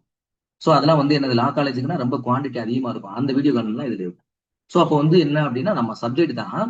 ஆனா அதுல டீப்பா வந்து இந்த எக்ஸாமினேஷனுக்கு எடுத்ததுன்னா இப்ப லேட்டஸ்ட் 193 கண்டென்ட் லேட்டஸ்ட் வீடியோக்கள். இதெல்லாம் ஓல்டு வீடியோஸ் கிடையாது. நான் அதுக்கு முன்னாடி டிஆர்பியில் எடுத்த எல்லா வீடியோஸுமே அப்லோடுக்கு கொண்டு வரவே இல்லை. அதுல மினிமம் நம்பர் வீடியோ மட்டும் தான் நான் அப்லோட் பண்ணியிருக்கேன். ஏன்னா அதெல்லாம் தாண்டி இன்னைக்கு நிறைய அப்டேஷன் ஆயிடுச்சு. அதுபடி தான் நம்ம படிக்கணும். ஸோ இதுக்கு உள்ள எக்ஸாம்ல ஒரு வீடியோ கரண்ட் நீங்க உள்ள போனீங்க அப்படின்னு சொல்லலாம். யூனிட் வைஸ் இப்ப எக்ஸாம்ல பார்த்தா unit 1 principles and history of physical பார்த்தா 68 வீடியோ இருக்கு, 2 ஃபைல் இருக்கு, 7 டெஸ்ட் இருக்கு. இதெல்லாம் வந்து நம்பர் ஆஃப் டெஸ்ட் வரும். இப்ப நம்ம வந்து தொடக்கத்துல இப்ப அப்லோட் பண்ணிட்டு இப்ப தொடங்குறதுக்காக இந்த வேலை பண்ணிருக்கோம். அடுத்து வந்து ஸ்போர்ட்ஸ் மேனேஜ்மெண்ட்ல இப்போதைக்கு 4 வீடியோஸ் அவைலபிளா இருக்கு. அடுத்து method of physical education 6 videos அவைலபிளா இருக்கு. அடுத்து வந்து பார்த்தோம் அப்படின்னா அனாட்டமி அண்ட் பிசியாலஜில 6 வீடியோஸ், 8 டெஸ்ட் அவைலபிள் இருக்குது. Officiating and rules and regulations 60 videos available இருக்குது. 4 ஃபைல்ஸ், 4 டெஸ்ட் அவைலபிள் இருக்குது. எவாலுவேஷன் பிசிக்கல் எஜுகேஷன்ல 24 வீடியோஸ் அவைலபிள் இருக்குது. 1 ஃபைல்ஸ் இருக்குது, ஒரு டெஸ்ட் இருக்கு. அதே மாதிரி ஹெல்த் எஜுகேஷன்ல பார்த்தோம்னா நியூட்ரிஷன் ஸ்போர்ட்ஸ்ல பார்த்தோம் அப்படின்னா 12 வீடியோஸ் அவைலபிள், 2 டெஸ்ட் இருக்கு. இதெல்லாம் லேட்டஸ்ட் மெட்டீரியல்ஸ். அடுத்து ஸ்போர்ட்ஸ் சைக்காலஜி 13 வீடியோஸ் அவைலபிள் இருக்கு. ஸ்போர்ட்ஸ் சைக்காலஜில லாஸ்ட் யூனிட் எத்தனை 13 வீடியோஸ் அவைலபிள். சோ இந்த மாதிரி ஒவ்வொன்றுக்கும் நீங்க இப்ப எக்ஸாம்பிளா யூனிட் 1 இப்ப யூனிட் வைஸ் தான் நீங்க உள்ள கிளிக் பண்ணி போறீங்க. இப்ப 1வது யூனிட், இப்ப எக்ஸாம்பிளா 1வது யூனிட் பிரின்சிபல்ஸ் அண்ட் ஹிஸ்டரி அதை கிளிக் பண்ணி அப்படின்னா அதுக்குள்ள போனீங்கன்னா ஒவ்வொரு டாபிக் வைஸ். ஃபர்ஸ்ட் டாபிக் என்ன, meaning of physical education, aim. அதுல 10 வீடியோ இருக்கு பாருங்க. மீனிங், எய்ம், அதனுடைய ஆப்ஜெக்டிவ், இதுக்கு மட்டுமே 10 வீடியோ உள்ளது. அடுத்து பிசிக்கல் கல்ச்சர் அண்ட் ட்ரைனிங் ஒரு வீடியோ இப்போதைக்கு present. Physical education in ancient ஸ்பாட்டர்ல பார்த்தோன்னா 3 வீடியோஸ் இருக்கு. ஏன்சியன் மாடர்ன் ஒலிம்பிக்ல 12 வீடியோஸ் இருக்கு. அடுத்து வந்து பார்த்தோன்னா ஒவ்வொரு டாபிக் வைஸா இருக்கும். ஏசியன் கேம்ஸ்ல ஒரு வீடியோ, பிசிக்கல் எஜுகேஷன் இன் இந்தியால 3 வீடியோ, சாயில 9 வீடியோ இருக்கு, எஸ்டிஐடில 9 வீடியோ இருக்கு, ஆர்டிஜி பிடிஜி ஆர்டிஎஸ்ல வந்து 2 வீடியோஸ் இருக்கு. அடுத்து வந்து பார்த்தோன்னா ஸ்கூல் கேம் ஃபெடரேஷன் ஆஃப் இந்தியால ஒரு வீடியோ இருக்கு. ஏன்னா இது சின்ன கேம்னால ஒன்று இருக்கு. பயாலஜிக்கல் ஃபவுண்டேஷன்ல 17 வீடியோஸ் இருக்கு. ஒவ்வொரு டாபிக் ரெசிபிரிக்கல் யூனிவர்ஸ்னா ஒரு வீடியோ இருக்கும், வைட்டல் கெப்பாசிட்டினா ஒரு வீடியோ இருக்கும். ஒவ்வொரு டாபிக். ஸோ இது மாதிரி ஒரு டெஸ்ட் இது மாதிரி ஒவ்வொரு யூனிட்டுக்குலையும் நீங்க உள்ள போகணும். ஒவ்வொரு யூனிட்டுக்கு டாபிக் வைஸா உங்களுக்கு ஹெட்டிங்ஸ் கொடுத்துருப்பாங்க. ஸோ இந்த அடிப்படையில் தான் நாங்க கிளாஸஸ் தொடங்குறோம். ஸோ இது உங்களுக்கு பிடிச்சிருக்கு அப்படின்னா நீங்க வந்து தாராளமா வந்து இதனுடைய கோஆர்டினேட்டர் நம்பர் டிஸ்கிரிப்ஷன் நாங்க கொடுக்குறோம். அந்த டிஸ்கிரிப்ஷன்ல இருக்கக்கூடிய நம்பர்ல நீங்க கான்டாக்ட் பண்ணி அப்படின்னா அவங்க வந்து உங்களுக்கு ப்ராப்பரா கைட் பண்ணுவாங்க. அந்த அடிப்படையில நீங்க வகுப்புல இணையலாம் என்று கூறி, இப்ப ஒரு லேட்டஸ்டா ஓல்டு ஸ்டூடெண்ட்ஸா இருக்காங்க அப்படின்னா இப்போதைக்கு வந்து மணிவேல் நம்பர் ஏற்கனவே உங்களுக்கு எல்லாத்துக்கும் தெரியும். மணிவேலை நீங்க கான்டாக்ட் பண்ணுங்க. அப்படி இல்லை அப்படின்னா கிருபா நம்பருக்கு கான்டாக்ட் பண்ணுங்க. இந்த 2 நம்பருக்கு மட்டும் நீங்க இப்போதைக்கு தொடர்பு வச்சுக்கோங்க. அப்புறம் நாங்க டிஸ்கிரிப்ஷன்ல கொடுக்குற நம்பர்ல நீங்க கான்டாக்ட் பண்ணீங்க அப்படின்னா தொடர்ச்சியா அது சம்பந்தமா உங்களுக்கு வந்து டீடைல்ஸ் உங்களுக்கு கொடுப்பாங்க. ஸோ இதோடு நான் இந்த பதிவு நிறைவு தேர்வில் வெற்றி பெறுவதற்கு உங்கள் அனைவருக்கும் வாழ்த்துக்களை தெரிவித்துக் கொள்கிறேன். நன்றி, வணக்கம்.